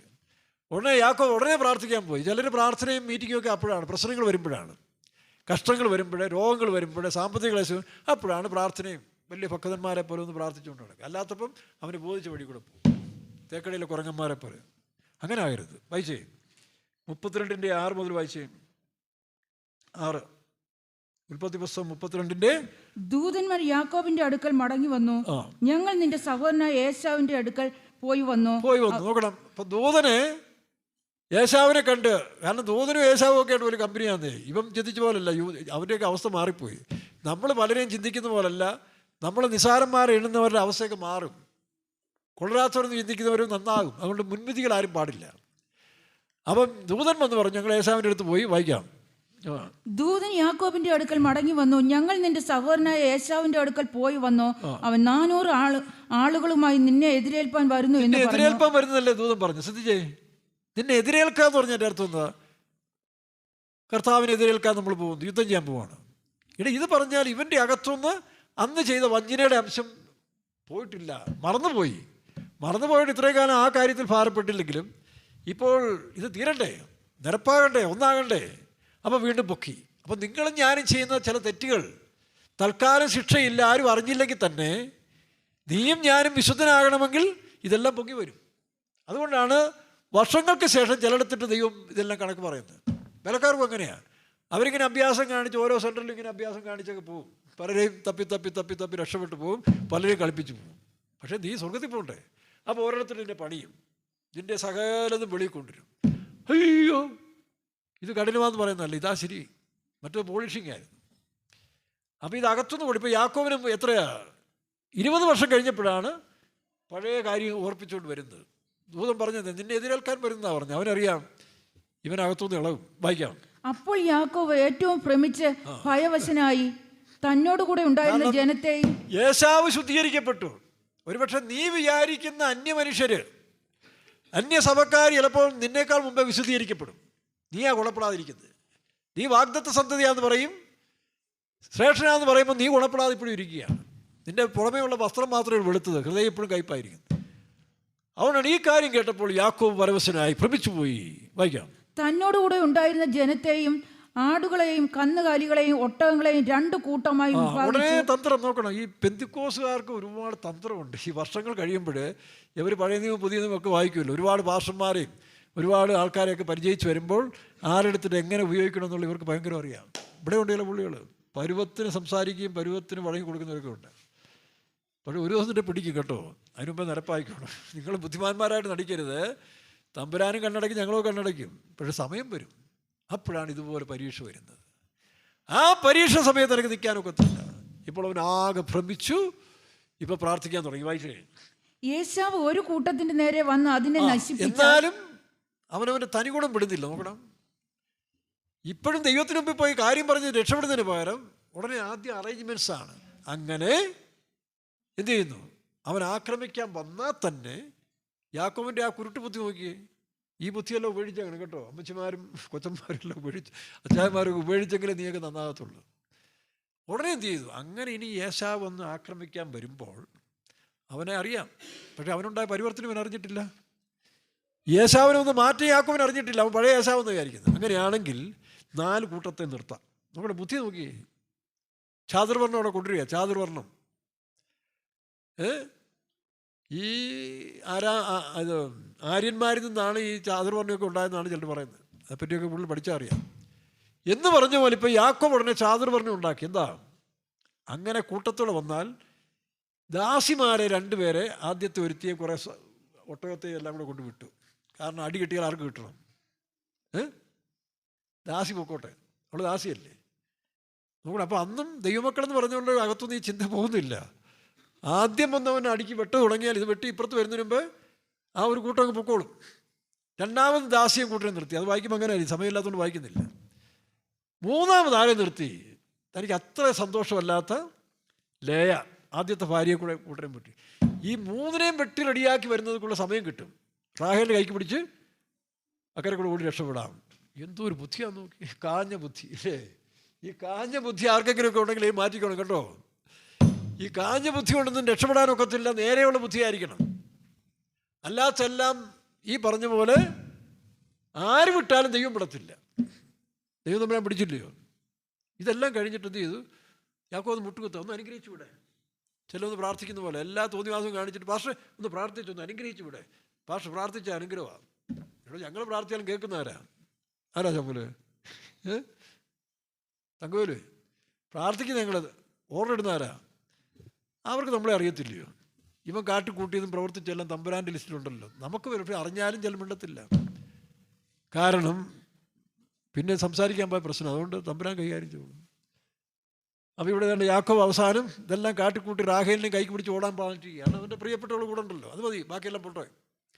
ഈ ചിന്തയൊക്കെ മാറണം. പക്ഷേ ദൈവം വിട്ടില്ല. ഇതെല്ലാം പ്ലാൻ ചെയ്ത് പോയി മുട്ടുകുത്തി, കർത്താവെ ഒന്ന് അനുഗ്രഹിച്ചേരെ, നില്ലടാ അവിടെ എന്ന് പറഞ്ഞു. നിന്നെ ഇപ്പോഴാണ് കിട്ടിയത്, ഇതുവരെയും നിന്നെ കൈ കിട്ടിയില്ല. ചില യൗവനക്കാരൊക്കെ ഓർത്തോണം, പെന്തിക്കോസ് ജനിച്ച് വളർന്ന് ഇവിടെ പറയേണ്ട കാര്യങ്ങൾ മനസ്സിലാക്കി ശരിയായ രീതി വളരാതെ യൂട്യൂബും കേട്ട് അതും കേട്ട് അവരുടെ പ്രസംഗം കേട്ടെല്ലാം കേട്ടതിന് ശേഷം പുറത്തോട്ട് പോകാം. ചരിത്രമൊക്കെ പറയാം, സാഹിത്യം പറയാം. പക്ഷേ ഒരു ദിവസം നീ ആപ്പിലാവും. പെണ്ണുങ്ങൾ ഈ വീട്ടിലൊക്കെ വിരുന്നുകാർ വരുമ്പം രാവിലെ കോഴിക്കോടൊക്കെ തുറന്നു വിടുമല്ലോ. അമ്മച്ചിയൊക്കെ നല്ല കോഴിയൊക്കെ വളർത്തുന്നവരാണ്. 10 കോഴിയൊക്കെ കാണും, ഒരു 5-6 പൂവനും കാണും. പെട്ടെന്ന് ആരെങ്കിലും വിരുന്നുകാർ വന്നാൽ അവർ പൂര പിടിച്ചുകൊണ്ടിരാൻ പറയും. ഞാനും അനിയനും കൂടാണ് ഓടുന്നത്. ഞങ്ങൾ വളർത്തുന്ന കോഴിയല്ലേ, അപ്പം ഞങ്ങളുടെ അഭ്യാസമൊക്കെ അവൻ്റെ കയ്യിലുണ്ടല്ലോ. ഈ കോഴി ഞങ്ങളെ വെട്ടിച്ചു പോകും. അപ്പോൾ ഒരു സൈഡ് വേലിപ്പത്തിൽ ഇങ്ങനെ ഇട്ടിരിക്കുക. ഓടി ഓടി ഓടി ഓടി ആ സൈഡ് വരുമ്പോൾ അടുത്ത പറമ്പിലേക്ക് പോകാൻ വേണ്ടി ഈ കോഴി വേലിയുടെ ഇടയിൽ കൂടെ അങ്ങോട്ട് പോകുന്നു. പക്ഷേ പകുതി ആകുമ്പോൾ ഞെരുങ്ങിപ്പോവും. അപ്പോൾ ഞങ്ങൾക്ക് മനസ്സിലായി ഇനി പോകത്തില്ല. അപ്പോൾ ഞങ്ങളിന്ന് ശ്വാസമൊക്കെ വിട്ട് അവനെ പിടിച്ചുകൊണ്ട് വന്ന് വെട്ടിക്കും എന്ന് പറഞ്ഞ പോലെ പെന്തിക്കോസിലെ പിള്ളേരും ഓർത്തോണം, അല്ലെങ്കിൽ മുതിർന്നവരും. നിങ്ങൾ ദൈവത്തെ വിട്ട് എങ്ങനെ പോയാലും കുറേ നാൾ വിടും. അവസാനം ഈ വേലിക്കെട്ടിപ്പോയി അങ്ങ് ആപ്പിലായിപ്പോവും. അപ്പോഴേ തിരിച്ചു വരും. അതുകൊണ്ട് അങ്ങ് വിട്ടേക്കണം, പുറകെ പോയി നന്നാക്കാൻ പോരുത്. അപ്പോൾ യാക്കോബിന് ഇപ്പം പരുവത്തിന് കർത്താവിന് കിട്ടി. വായിച്ചേ. വരും യേശുവിനെ ഒരു കൂട്ടമായി മതി. ഇതെല്ലാം കഴിഞ്ഞിട്ട് അവനെന്ത് ചെയ്തു? ഉടനെ തമ്പുരാൻ ഉപ്പ ഇപ്പോൾ മുട്ടുകുത്തി. വായിച്ചേ. എന്നെ അനുഗ്രഹിക്കണം. ഇവിടില്ലയോ? അടിയനോട് കാണിച്ചിരിക്കുന്ന സകല ദയയ്ക്കും സകല വിശ്വസ്തതയ്ക്കും ഞാൻ അപാത്രം. ദൂതന്റെ മുമ്പിൽ പോയി പ്രാർത്ഥിച്ചവരുമാര് ശ്രദ്ധിച്ച് കേൾക്കുക. ദൂതന്റെ മുമ്പിൽ പോയി അവിടെ പ്രാർത്ഥിച്ചില്ലയോ, എന്നെ ഒന്ന് അനുഗ്രഹിക്കണം. യാബോ കടവിൽ വെച്ച് 22. വായിര്. അന്ന് രാത്രിയിൽ അവൻ എഴുന്നേറ്റ് തന്റെ 2 ഭാര്യമാരെയും 2 ദാസിമാരെയും 11 പുത്രന്മാരെയും കൂട്ടി യാബോക്ക് കടവ് കടന്നു. അങ്ങനെ അവൻ അവരെ കൂട്ടി ആറ്റിനെ അക്കരെ കടത്തി തനിക്കുള്ളതൊക്കെയും അക്കരെ കടത്തിയ ശേഷം തനിക്കുള്ളതിനൊക്കെ അക്കരെ കടത്തിയതിനു ശേഷം യാക്കോബ് തനിയെ ശേഷിച്ചു. നോക്കണം, അവൻ തന്നെ വന്ന് അനുഗ്രഹം പ്രാപിച്ചു പോകും. ഈ വിളച്ചിലെല്ലാം നിർത്തിക്കണം. പെന്തിക്കോസുകാർ പ്രത്യേകിച്ച് കേട്ടോ. നിങ്ങളുടെ വിളച്ചിൽ ഒരുപക്ഷെ നിങ്ങളുടെ സഭാ ശുശ്രൂഷന് അറിയാതെ പോകും. ഇവിടെ ഇരിക്കുന്ന അമ്മച്ചിക്ക് പിടികിട്ടത്തില്ല. അമ്മച്ചി വിചാരിക്കുകയോ പരമാർത്ഥിയുള്ള അത്രയൊക്കെ ബുദ്ധി മനുഷ്യർക്കുള്ളൂ. പക്ഷേ തമ്പുരാൻ പിടിച്ചാൽ നിന്നെ പിടിച്ചതായിരിക്കും. മനസ്സിലാവും? നിൻ്റെ സകല അഭ്യാസവും സമ്മതിച്ചതിന് ശേഷം മാത്രമേ തമ്പുരാൻ നിന്നെ അനുഗ്രഹിക്കത്തുള്ളൂ. അതുകൊണ്ട് ആരുടെയെല്ലാം പോയി പ്രാർത്ഥിച്ചാലും ഇവിടുത്തെ ഭാഷ കൊണ്ടൊക്കെന്തെങ്കിലും പറഞ്ഞ് വേറൊരു ഭാഷ പ്രാർത്ഥിക്കാൻ പോരുത്. പ്രാർത്ഥിച്ച നല്ലതാണ്, പക്ഷേ പ്രതിഫലം കിട്ടണമെങ്കിൽ, കാര്യം നടക്കണമെങ്കിൽ തമ്പുരാൻ മുമ്പ് പോയി സറണ്ടർ ആയിക്കോണം. ഇപ്പോൾ പ്രാർത്ഥിച്ച് അനുഗ്രഹം പ്രാപിക്കാൻ പോയതാ. വായിക്കാം. അപ്പോൾ ഒരു പുരുഷൻ ഉഷസ്സാകുവോളം അവനോട് മല്ല് പിടിച്ചു, അവനെ ജയിക്കയില്ല. മല്ല് പിടിക്കാന്ന് പറഞ്ഞാൽ അതിൻ്റെ അർത്ഥം ഇങ്ങനെ കൈകൊണ്ട് കുസ്തി പിടിക്കാന്നല്ല അർത്ഥം. യാക്കോബ് ഒരു ന്യായം പറയും, ദൂതനൊന്ന് പറയും, അവനൊന്ന് പറയും, വരുന്നു. ഈ ചാനൽ ചർച്ചയിലെ പോലാണ്. ന്യായം പറഞ്ഞു, ഇയ്യോബിൻ്റെ ന്യായം കേട്ടില്ലേ, അതാ മല്ല് പിടിച്ചു. അല്ലാതെ തമ്മിൽ കുസ്തി പിടിക്കുന്നില്ല അതിൻ്റെ അർത്ഥം. യാക്കോബ് ഓരോന്ന് നിരത്തി പ്രാർത്ഥിക്കും, ദൂതൻ അതിൻ്റെ അപ്പുറത്ത് പറയും. ഇങ്ങനെ പറഞ്ഞ് സമയം പോയി. ഇതുവരെയും യാക്കോബിന് അനുഗ്രഹം കിട്ടിയില്ല. അവൻ പറയേണ്ട പോയിന്റ് ഇതുവരെ പറഞ്ഞില്ല. നീ നിൻ്റെ ചേട്ടനെ വഞ്ചിച്ചോ, നിൻ്റെ അപ്പനെ വഞ്ചിച്ചോ എല്ലാം കിടക്കുകയില്ല, അതെല്ലാം ഏറ്റു പറയണമെന്ന് പറഞ്ഞു. അപ്പോൾ പഴയതെല്ലാം പൊക്കും കേട്ടോ. ഇപ്പോൾ ആരും എല്ലാം മര്യാദക്കാരാണ്, ഒരു കുഴപ്പമില്ലെന്ന് പറഞ്ഞാലും പണ്ടത്തെ ശേഷിക്കുന്നെങ്കിലും എടുത്ത് കളഞ്ഞോണം. ഇല്ല, തമ്പുരാൻ പൊക്കുന്നൊരു ദിവസം വരും. വായിക്കാം. അവനെ ജയിക്കുകയില്ല എന്ന് കണ്ടപ്പോൾ അവൻ അവൻ്റെ തുടയുടെ തടം തൊട്ടു. ഇവൻ ആരാ മോനെ?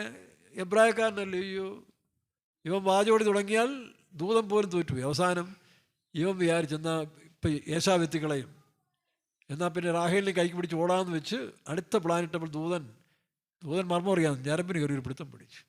എഴുന്നേറ്റ് ഓടാനും പോയി നടക്കാനും പോയി ആകെ ആപ്പിലായിപ്പോയി. പണ്ട് ചൊക്കൻ ആപ്പിലായി പോയതായിപ്പോയി. ഇതാ കേട്ടിട്ടുണ്ടോ? ഒരു തടിയറപ്പുകാരൻ രണ്ടുപേരും പണ്ടത്തെ കാലത്ത് തടിയറച്ചുകൊണ്ടിരിക്കുകയാണ്. അപ്പോൾ ഈ കുരങ്ങന്മാർ ഇത് കണ്ടിങ്ങനെ ആസ്വദിച്ചുകൊണ്ടിരിക്കുകയാണ്. എല്ലാം ശ്രദ്ധിച്ച് പഠിച്ചല്ലോ. അപ്പോൾ ഇവർ ഉണ്ണാൻ പോയ സമയത്ത് ഒരു ആപ്പ് അടിച്ചു വെച്ചു. കാരണം ഈ ഇത് മുറിച്ച് തീർന്നിട്ടില്ല. അപ്പോൾ തമ്മി പോകാതിരിക്കാൻ വേണ്ടി ഒരാപ്പ് അവിടെ ഇടയിൽ വെച്ചിട്ടാണ് ഇവർ ഉണ്ണാൻ പോയത്. അപ്പോൾ ഈ കുരങ്ങൻ വലിയ കുരങ്ങനാണ്. അവൻ നോക്കിയപ്പോൾ ഇതിനെ ഒന്ന് ഊരിക്കളയണം. ഏതാ ഇവന്മാർ വെച്ചിരിക്കുന്ന ഈ ആപ്പ് ഊരണം. അതിന് രണ്ട് കുരങ്ങന്മാർ ചേർന്ന് പിടിച്ച് ആ പൂരി. പക്ഷെ രണ്ടിൻ്റെയും വാല് ഇതിനകത്തായിപ്പോയി. അതാണ് ചൊക്കൻ ആപ്പിലായിപ്പോയെന്ന് പറഞ്ഞു. കേട്ടിട്ടുണ്ടോ? ഞങ്ങളുടെ നാട്ടിൽ പറയും ചൊക്കൻ ആപ്പിൽ. അപ്പോൾ ഈ ആപ്പിലാകുന്ന പണി ആരും ചെയ്തൊക്കെ കേട്ടോ. നിങ്ങൾ മറ്റുള്ളവൻ്റെ ആപ്പ് ഊരാൻ പോകുമ്പോൾ നീ ആയിരിക്കും ആപ്പിലാകപ്പെടുന്നത്. ഇപ്പോഴാണ് ആപ്പിൻ്റെ ബഹളമാണ് അല്ലേ? മൊബൈൽ മുഴുവൻ ആപ്പാണ്. അതുകൊണ്ട് ആപ്പ് വെക്കാൻ പോകരുത്.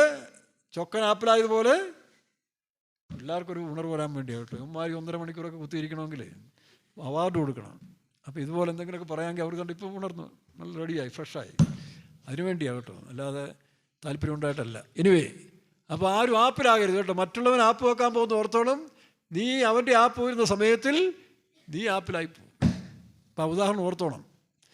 അങ്ങനെ ഒരു ഗുണമുണ്ട് നമ്മുടെ ആളുകൾ ചിലർക്ക്. അതിനെല്ലാം മറന്നാൽ ഇതുപോലുള്ള പൊട്ട എക്സാമ്പിൾ പറയാമെങ്കിൽ അത് ആയുഷ്കാലം മറക്കത്തില്ല.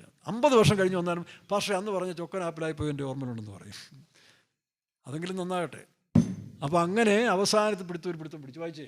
ആകയാൽ അവനോട് മല്ലി പിടിക്കുക യാക്കോബിന്റെ തുടയുടെ തട ഉളുക്കിപ്പോയി. എന്നെ വിടുക, ഉഷസ് ഉദിക്കുന്നുവല്ലോ എന്ന് അവൻ പറഞ്ഞു. ദൂതന്റെ ടെക്നിക്ക് നോക്കിയേ. കർത്താവ് പറഞ്ഞു, ഞാൻ നിർമ്മലനോട് നിർമ്മലൻ, വക്രനോട് വക്രൻ. നീ വക്രനാണെങ്കിൽ തമ്പുരാന് ചില സ്വഭാവം കാണിച്ചു കൊടുക്കും. തമ്പുരാൻ്റെ സ്വഭാവം അല്ല, നിന്റെ സ്വഭാവം മനസ്സിലാക്കാൻ വേണ്ടി. അപ്പോൾ ദൂതൻ പറഞ്ഞു, എനിക്ക് പോകണം. കറക്റ്റ് 6 മണി വരെ എനിക്ക് ഡ്യൂട്ടി. ദൂതന്മാർക്ക് 6 മണിയാകുമ്പോൾ ഞാനവിടെ പോയി റിപ്പോർട്ട് ചെയ്യണം. അതുകൊണ്ട് വിടാൻ പറഞ്ഞു. ഞാൻ പോവാന്ന് പറഞ്ഞു. ഉളുക്കിയിട്ടിട്ടല്ലേ വിട്ടിരിക്കുന്നത്. ഇപ്പം പോവോ? സമ്മതിക്കുമോ? വായിക്കാം. എന്നെ വിടുക, ഉഷസ് ഉദിക്കുന്നുവല്ലോ എന്ന് അവൻ പറഞ്ഞതിന് നീ എന്നെ അനുഗ്രഹിച്ചല്ലാതെ ഞാൻ നിന്നെ വിടുകയില്ല. ഈ പരുവത്തിൽ എന്നെ ആക്കിയിട്ട് നീ പോകാൻ ഞാൻ സമ്മതിക്കുമോ? അതുകൊണ്ട് നീ അനുഗ്രഹം തന്നിട്ട് പോയാൽ മതി. അപ്പം ചോദിച്ചു, നിന്റെ പേര് പറയാൻ പറഞ്ഞു. വായിക്കാം. നിന്റെ പേർ എന്ത് എന്ന് അവൻ അവനോട് ചോദിച്ചു. ദൂതന് പേരറിയത്തില്ല. ദൂതന് പേരറിയാഞ്ഞിട്ടാണോ? ആണോ? അല്ല. കാരണം ഇവൻ പണ്ടൊന്ന് പേര് മാറ്റിയത് അറിയാമോ? ഇവൻ ഇടയ്ക്കിടയ്ക്ക് പേര് മാറ്റിയ സ്വഭാവമുണ്ട്. ഇവൻ പേര് മാറ്റിയതേ ഉള്ളൂ. ഇവൻ്റെ അമ്മായിപ്പൻ ഇവൻ്റെ ഭാര്യയെ മാറ്റിക്കളഞ്ഞു. നോക്കണം. അപ്പോൾ കൊടുത്താൽ എവിടെ കിട്ടും? എവിടെ കിട്ടും? കുമളി കിട്ടിയില്ലെങ്കിൽ പിന്നെ എവിടെ കിട്ടും? കുമളിയിൽ കിട്ടിയില്ലെങ്കിൽ കോതമംഗലത്ത് കിട്ടും എന്നർത്ഥമുള്ളൂ. കൊടുത്താൽ കൊല്ലത്തും കിട്ടും. ഇവൻ്റെ പേര് മാറ്റിയതേ ഉള്ളൂ. പക്ഷെ അവൻ്റെ അമ്മായിപ്പൻ അവൻ്റെ ഭാര്യയെ മാറ്റിക്കളഞ്ഞു. ഇതെല്ലാം പഠിക്കാൻ വേണ്ടിയാണ് ഈ വേദപുസ്തകം വെച്ചിരിക്കുന്നത്. അവൻ്റെ അപ്പൻ്റെ അടുത്ത് നിന്ന് പേര് മാറ്റിയില്ലേ? സ്വന്തം അപ്പൻ്റെ അടുത്ത് എന്ന് വെച്ച്, നീ ആരാ മോനെ? ഞാൻ ഏശാവാന്നേ. ഇപ്പം മിമിക്രി ഭയങ്കരമായി. മറ്റുള്ളവരുടെ ഇത് മിമിക്രിക്കാർ ചെയ്യുന്ന പോലെ ഏശാവിൻ്റെ ശബ്ദത്തിൽ അവിടെ മിമിക്രി, ഞാൻ ഏശാവാണെന്ന്. നോക്കണം. എടാ, നിൻ്റെ ശബ്ദം കേട്ടിട്ട് യാക്കോബിനെ പോലെ ഇരിക്കുന്നു, നിൻ്റെ കൈ നോക്കിയിട്ട് രോമം. തള്ള പറഞ്ഞു കൊടുത്ത പരിപാടിയാണ്. ഇങ്ങനെയുള്ള തള്ളമാരുണ്ടെങ്കിൽ മക്കൾ എങ്ങനെ വരുമെന്ന് ചിന്തിച്ചു കേട്ടോ. നിങ്ങളിങ്ങനെ മക്കളെ സ്വർഗത്തിൽ വിടാനാണോ അതോ ഇതുപോലെ ആപ്പ് പറഞ്ഞു കൊടുക്കുന്നവരാണോ? ചിന്തിച്ചു നോക്കിയേ. നല്ല പരുവത്തിന് തള്ളയാരാ മോശക്കാരിയാണെന്ന്. ആട്ടിറച്ചിയെ കാട്ടിറച്ചിക്ക് രുചി പിടിപ്പിക്കുന്ന പാർട്ടികളാണ് കേട്ടോ. ആടിനെ കൊണ്ടുവന്നിട്ട് കാട്ടിറച്ചിയുടെ രുചിയിൽ പാകം ചെയ്ത് പോകാൻ കഴിവുള്ളവളായിരുന്നു ആര്? റബേക്ക. അങ്ങനെയുള്ള പുള്ളികളുണ്ട്, സൂക്ഷിച്ചോണം. പക്ഷെ വഴിയിൽ അവസാനിച്ചു. യാക്കോബിനെ പിന്നെ ആയസ് കാണാൻ കഴിഞ്ഞിട്ടില്ല. എന്നും കൂടെ നിർത്താൻ വേണ്ടി കാണിച്ച അഭ്യാസമാണ്. പക്ഷെ അവൾക്ക് പിന്നെ ആയസിൽ യാക്കോബിനെ തൻ്റെ അടക്കത്തിന് പോലും വരാൻ കഴിഞ്ഞില്ല. പക്ഷെ അപ്പൻ നീതിമാനായതുകൊണ്ട് 2 പിള്ളേർ സന്തോഷത്തോടെ ചേർന്ന് അവനെ അടക്കി. വൈശേ, എന്നെ വിടണം. എന്നെ വിടുക, ഉഷസ് ഉദിക്കുന്നുവല്ലോ എന്ന് അവൻ പറഞ്ഞതിന് നീ എന്നെ അനുഗ്രഹിച്ചല്ലാതെ ഞാൻ നിന്നെ വിടുകയില്ല എന്ന് അവൻ പറഞ്ഞു. നിന്റെ പേര് എന്ത് എന്ന് അവൻ അവനോട് ചോദിച്ചതിന് യാക്കോബ് എന്ന് അവൻ പറഞ്ഞു. ഇപ്പൊ പറഞ്ഞു. നേരത്തെ അപ്പനോട് പറഞ്ഞു എന്താ? അന്ന് പേര് മാറ്റി. അന്നെന്തായിരുന്നു? നിന്റെ പേരെന്നാന്ന് ചോദിച്ചപ്പോൾ ഏശാവ്. ഇതിലാരാടാ നീ? ഏതാ? ഇപ്പൊ ഗതികെട്ട് സമ്മതിച്ചു, ഞാൻ യാക്കോബാണേ. സാധുവാ. ഒരിടത്ത് ഇപ്പം ഞാൻ വെറും പൊട്ടനും സാധു. ഈ സാധുക്കളാണല്ലോ ഈ മണ്ഡലത്തിൽ മുഴുവൻ ഒപ്പിക്കുന്നത്. അവൻ വെറും സാധു. അതുകൊണ്ടാണ് ചേട്ടൻ ആദ്യമേ ഗർഭപാത്രത്തിൽ വെളിയിൽ പോയപ്പോൾ കയറി കുതികാനേറി പിടിച്ചു. അത് ദേഷ്യം കൊണ്ടല്ല, എടാ എന്നെ ഇട്ടിട്ട് പോകലടാ എന്നാ പറഞ്ഞിട്ട് അവൻ വിചാരിച്ച് ഇവനെ ഇവിടെ ഇട്ടിട്ട് പോകാമെന്ന്. അങ്ങനെ കയറി പിടിച്ചത്. നമ്മൾ വ്യാഖ്യാനിക്കുന്നത് അവന് കുതികാനേറി പിടിച്ചു. അങ്ങനെയല്ല, യാക്കോബ് സാധുവാണ്. അതുകൊണ്ടാണ് ദൈവം അവനെ തിരഞ്ഞെടുത്തത്. അവൻ പൊട്ടനും സാധുവായതുകൊണ്ട് അവനെ സഹായിക്കേണ്ട ദൈവത്തിൻ്റെ ഡ്യൂട്ടി. ഏശാവിന് എൻ്റെ ആവശ്യമില്ല. ഏശാവിന് ജന്മസിദ്ധമായിട്ട് തന്നെ കാര്യങ്ങൾ നടത്താനുള്ള കൃപയുണ്ട്. ഇപ്പം നമ്മളെയൊക്കെ പിടിച്ചു അങ്ങനെയല്ലേ, കൊള്ളാരുത്തതും വേണ്ടാത്തതും തല്ലിപ്പുളികളെയും പ്രയോജനമില്ലാത്തവന്മാരെയൊക്കെയാണ് പെന്തിക്കോസ് കൊണ്ടിരുന്നത്. അതാണ് ദൈവത്തിന് ഇഷ്ടം. 99 വിട്ടിട്ട് കാണാതെ പോയതിനെ. കർത്താവ് സ്വർഗത്തിൽ പോയപ്പോൾ ഒരു കള്ളനെ പിടിച്ചുകൊണ്ട് പോയ പാർട്ടിയാണ്. അപ്പോൾ നമ്മളെപ്പോലുള്ള സകല കള്ളന്മാരെയും പെന്തിക്കോസിൽ കൊടുത്തിട്ടുണ്ട്. ഇനി മര്യാദയ്ക്ക് ജീവിച്ചോണം, അഭ്യാസം ഉറക്കരുത്. അപ്പോൾ യാക്കോബ് സമ്മതിച്ചു, അവനെ അനുഗ്രഹിച്ചു. നോക്കണം, ഏശാവിനെ കണ്ടു. ഇവൻ്റെ അഭ്യാസമൊന്നും അവിടെ ആവശ്യമില്ലായിരുന്നു. ഏശാവ് വന്ന ഉടനെ എന്ത് ചെയ്തു? കഴുത്തിന് കയറി കെട്ടിപ്പിടിച്ചു. കഴുത്തിന് പിടിച്ചതല്ല, പിന്നെ വായിച്ചാ വാക്യം. ഏശാവ് വന്നവനെ കണ്ട ഉടനെ കഴുത്തിന് കയറി കെട്ടിപ്പിടിച്ചു. താഴെ വായിരേ 33:4 വായിച്ചേ. അവൻ അവർക്ക് മുമ്പായി കടന്ന് 7 പ്രാവശ്യം സാഷ്ടാംഗം വീണ് നമസ്കരിച്ചുകൊണ്ട് തൻ്റെ സഹോദരനോട് അടുത്ത് ചെന്നു. ഏശാവ് ഓടി വന്ന് അവനെ എതിരേറ്റു. ഇങ്ങനെ ചില പുള്ളികളുണ്ട്, എത്ര വേണേലും കുമ്പിട്ട് ഇടുന്നോളും. കാര്യം സാധിക്കാൻ വേണ്ടി എത്ര വേണേലും മറ്റുള്ള മുമ്പിൽ കുമ്പിടും. സാധുവായതുകൊണ്ടാണ് കേട്ടോ. ഇവനറിയാം തല്ല് കിട്ടും. ഏശാവ് യവനെ പോലല്ല, അമ്മയുടെ ഞുറിച്ചിൻ്റെ കീഴിൽ വളർന്നവനല്ല, അവൻ്റെ അപ്പൻ്റെ കൂടെ വളർന്നവനാണ്. ഈ അപ്പൻ്റെ കൂടെ വളർന്ന പിള്ളേരും അമ്മയുടെ ഞുറിച്ചിലും കഴിയുന്ന പിള്ളേർക്ക് തമ്മിൽ വ്യത്യാസമാണ്. ഈ സൂത്രം അഭ്യാസം എല്ലാം തള്ളമാരാണ് പഠിപ്പിച്ചു കൊടുക്കുന്നത് പലതും. എല്ലാ തള്ളമാരും ഒന്നുമല്ല കേട്ടോ. മോശയെ തള്ള പഠിപ്പിച്ചത് വചനമാണ്. എന്നാൽ നമ്മുടെ നാട്ടിൽ ചില തള്ളമാരുണ്ട്, നമ്മുടെ പെന്തിക്കോസിലുണ്ട്. എങ്ങനെയാ? പിള്ളേരെ അഭ്യാസം പറഞ്ഞ് പഠിപ്പിച്ചു കൊടുക്കും. പെമ്മക്കും ആമ്മക്കും കൊടുക്കും. സൂക്ഷിച്ചോണം കേട്ടോ. വായിക്കാം.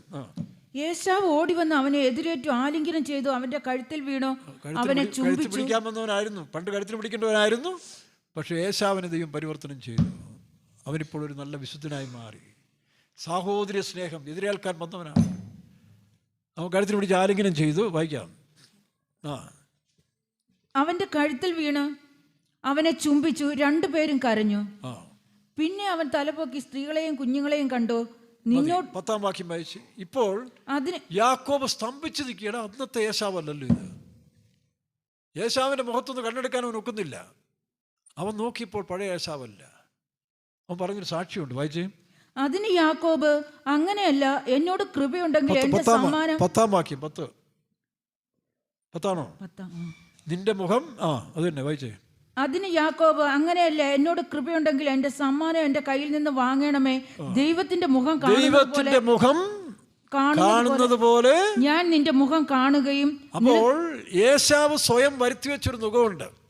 മറ്റുള്ളവർ ചെയ്ത ദോഷവും അവൻ അന്നേ വിട്ടിരുന്നെങ്കിൽ കുഴപ്പമില്ല. ഇടയ്ക്ക് കുറേ കാലം ആ മുഖം കൊണ്ട് നടന്നു. പക്ഷെ ഇടയ്ക്ക് വെച്ച് ദൈവം അവനെ സ്നേഹിച്ചു. അവൻ ആ മുഖം കളഞ്ഞു. അവനെ ക്ഷമിച്ചു കൊടുത്തു. അവനെ സ്നേഹിച്ചു. അപ്പോൾ ക്ഷമയും സ്നേഹവും അതാണ് യേശു ക്രിസ്തു കാൽവരിയിൽ തൻ്റെ ചങ്ക് തുളച്ചപ്പോൾ ഒരു തുള്ളി രക്തവും പിന്നെ വെള്ളം. ഇതാണ് സുവിശേഷം. ഇതിൽ കവിഞ്ഞ് ഒരു സുവിശേഷവുമില്ല. ഞങ്ങളൊക്കെ സിയോനെ പഠിപ്പിക്കും, വെളിപ്പാട് ദിവസം 12 പഠിപ്പിക്കും, 14 പഠിപ്പിക്കും, 20 എല്ലാം പഠിപ്പിക്കും. പക്ഷേ സംഗതി ഇത്രയേ ഉള്ളൂ. എന്താ ഈ 66 വേദപുസ്തകത്തിൻ്റെ ഇതൊരു ജ്യൂസ് സ്പെഷ്യൽ ഇട്ടുവിട്ടാൽ 2 കപ്പിനകത്ത് വരുന്ന ഇതേ ഉള്ളൂ. ഒന്ന് രക്തം, വെള്ളം, ക്ഷമയും സ്നേഹവും. ഇതിലെല്ലാം അടങ്ങിയിരിക്കുക. ക്ഷമിക്കാനും സ്നേഹിക്കാനും നമുക്ക് കൃപയുണ്ടെങ്കിൽ നമ്മൾ വിജയിച്ചു. അല്ലാതെ ഈ പറഞ്ഞ ഉപദേശങ്ങൾ മുഴുവനും യൂട്യൂബിൽ കയറി ചെറിയാകുഞ്ഞ് പ്രസംഗിച്ച മുഴുവൻ ഉപദേശവും നിങ്ങൾ പഠിച്ചാലും ഈ 2 കാര്യമില്ലെങ്കിൽ ഒരു ഗുണവുമില്ല. ഒരുപാട് പേര് പറയും, പാസ്റ്ററെ നിർത്തരുതേ, ഞങ്ങൾക്കിത് കേൾക്കണം. ആരാധനയോട് അയച്ചേർന്നൊക്കെ പലരും പറയുന്നുണ്ട്. സംഗതിയൊക്കെ ശരിയാ. സംഗതി ഇത്രയേ ഉള്ളൂ. എന്താ?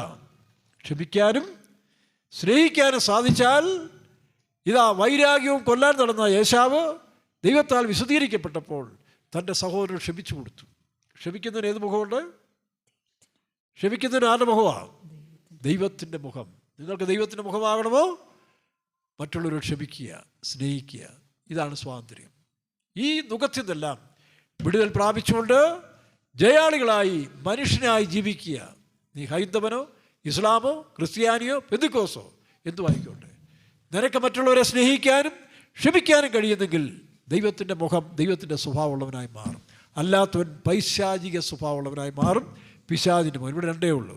ഒന്നുകിൽ നിനക്ക് ദൈവത്തിൻ്റെ മകനായി തീരാം, അല്ല പിശാചിന്. ഇവിടെ പെന്തക്കോസ്തെന്നോ ക്രിസ്ത്യാനിയെന്നോ ഹിന്ദു എന്നോ മുസ്ലിമെന്നോ ഇല്ല. ഒന്നുകിൽ നീ ദൈവത്തിൻ്റെ മകൻ അല്ല പിശാചിൻ്റെ മകൻ. ഇതിലേത് വേണം തീരുമാനിച്ചു. ക്രിസ്തു നിങ്ങളെ സ്വതന്ത്രരാക്കിയിരിക്കുന്നു. ഇനി വീണ്ടും എന്ത് ചെയ്യരുത്? അടിമമുഖത്തിൽ കൊടുക്കരുത്. സ്തോത്രം ചെയ്യാം.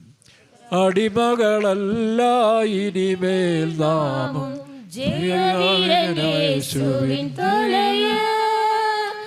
അടിമകളല്ല ഇനിമേൽ നാമം ജയവീരനേശുവിൻ തലയിൽ.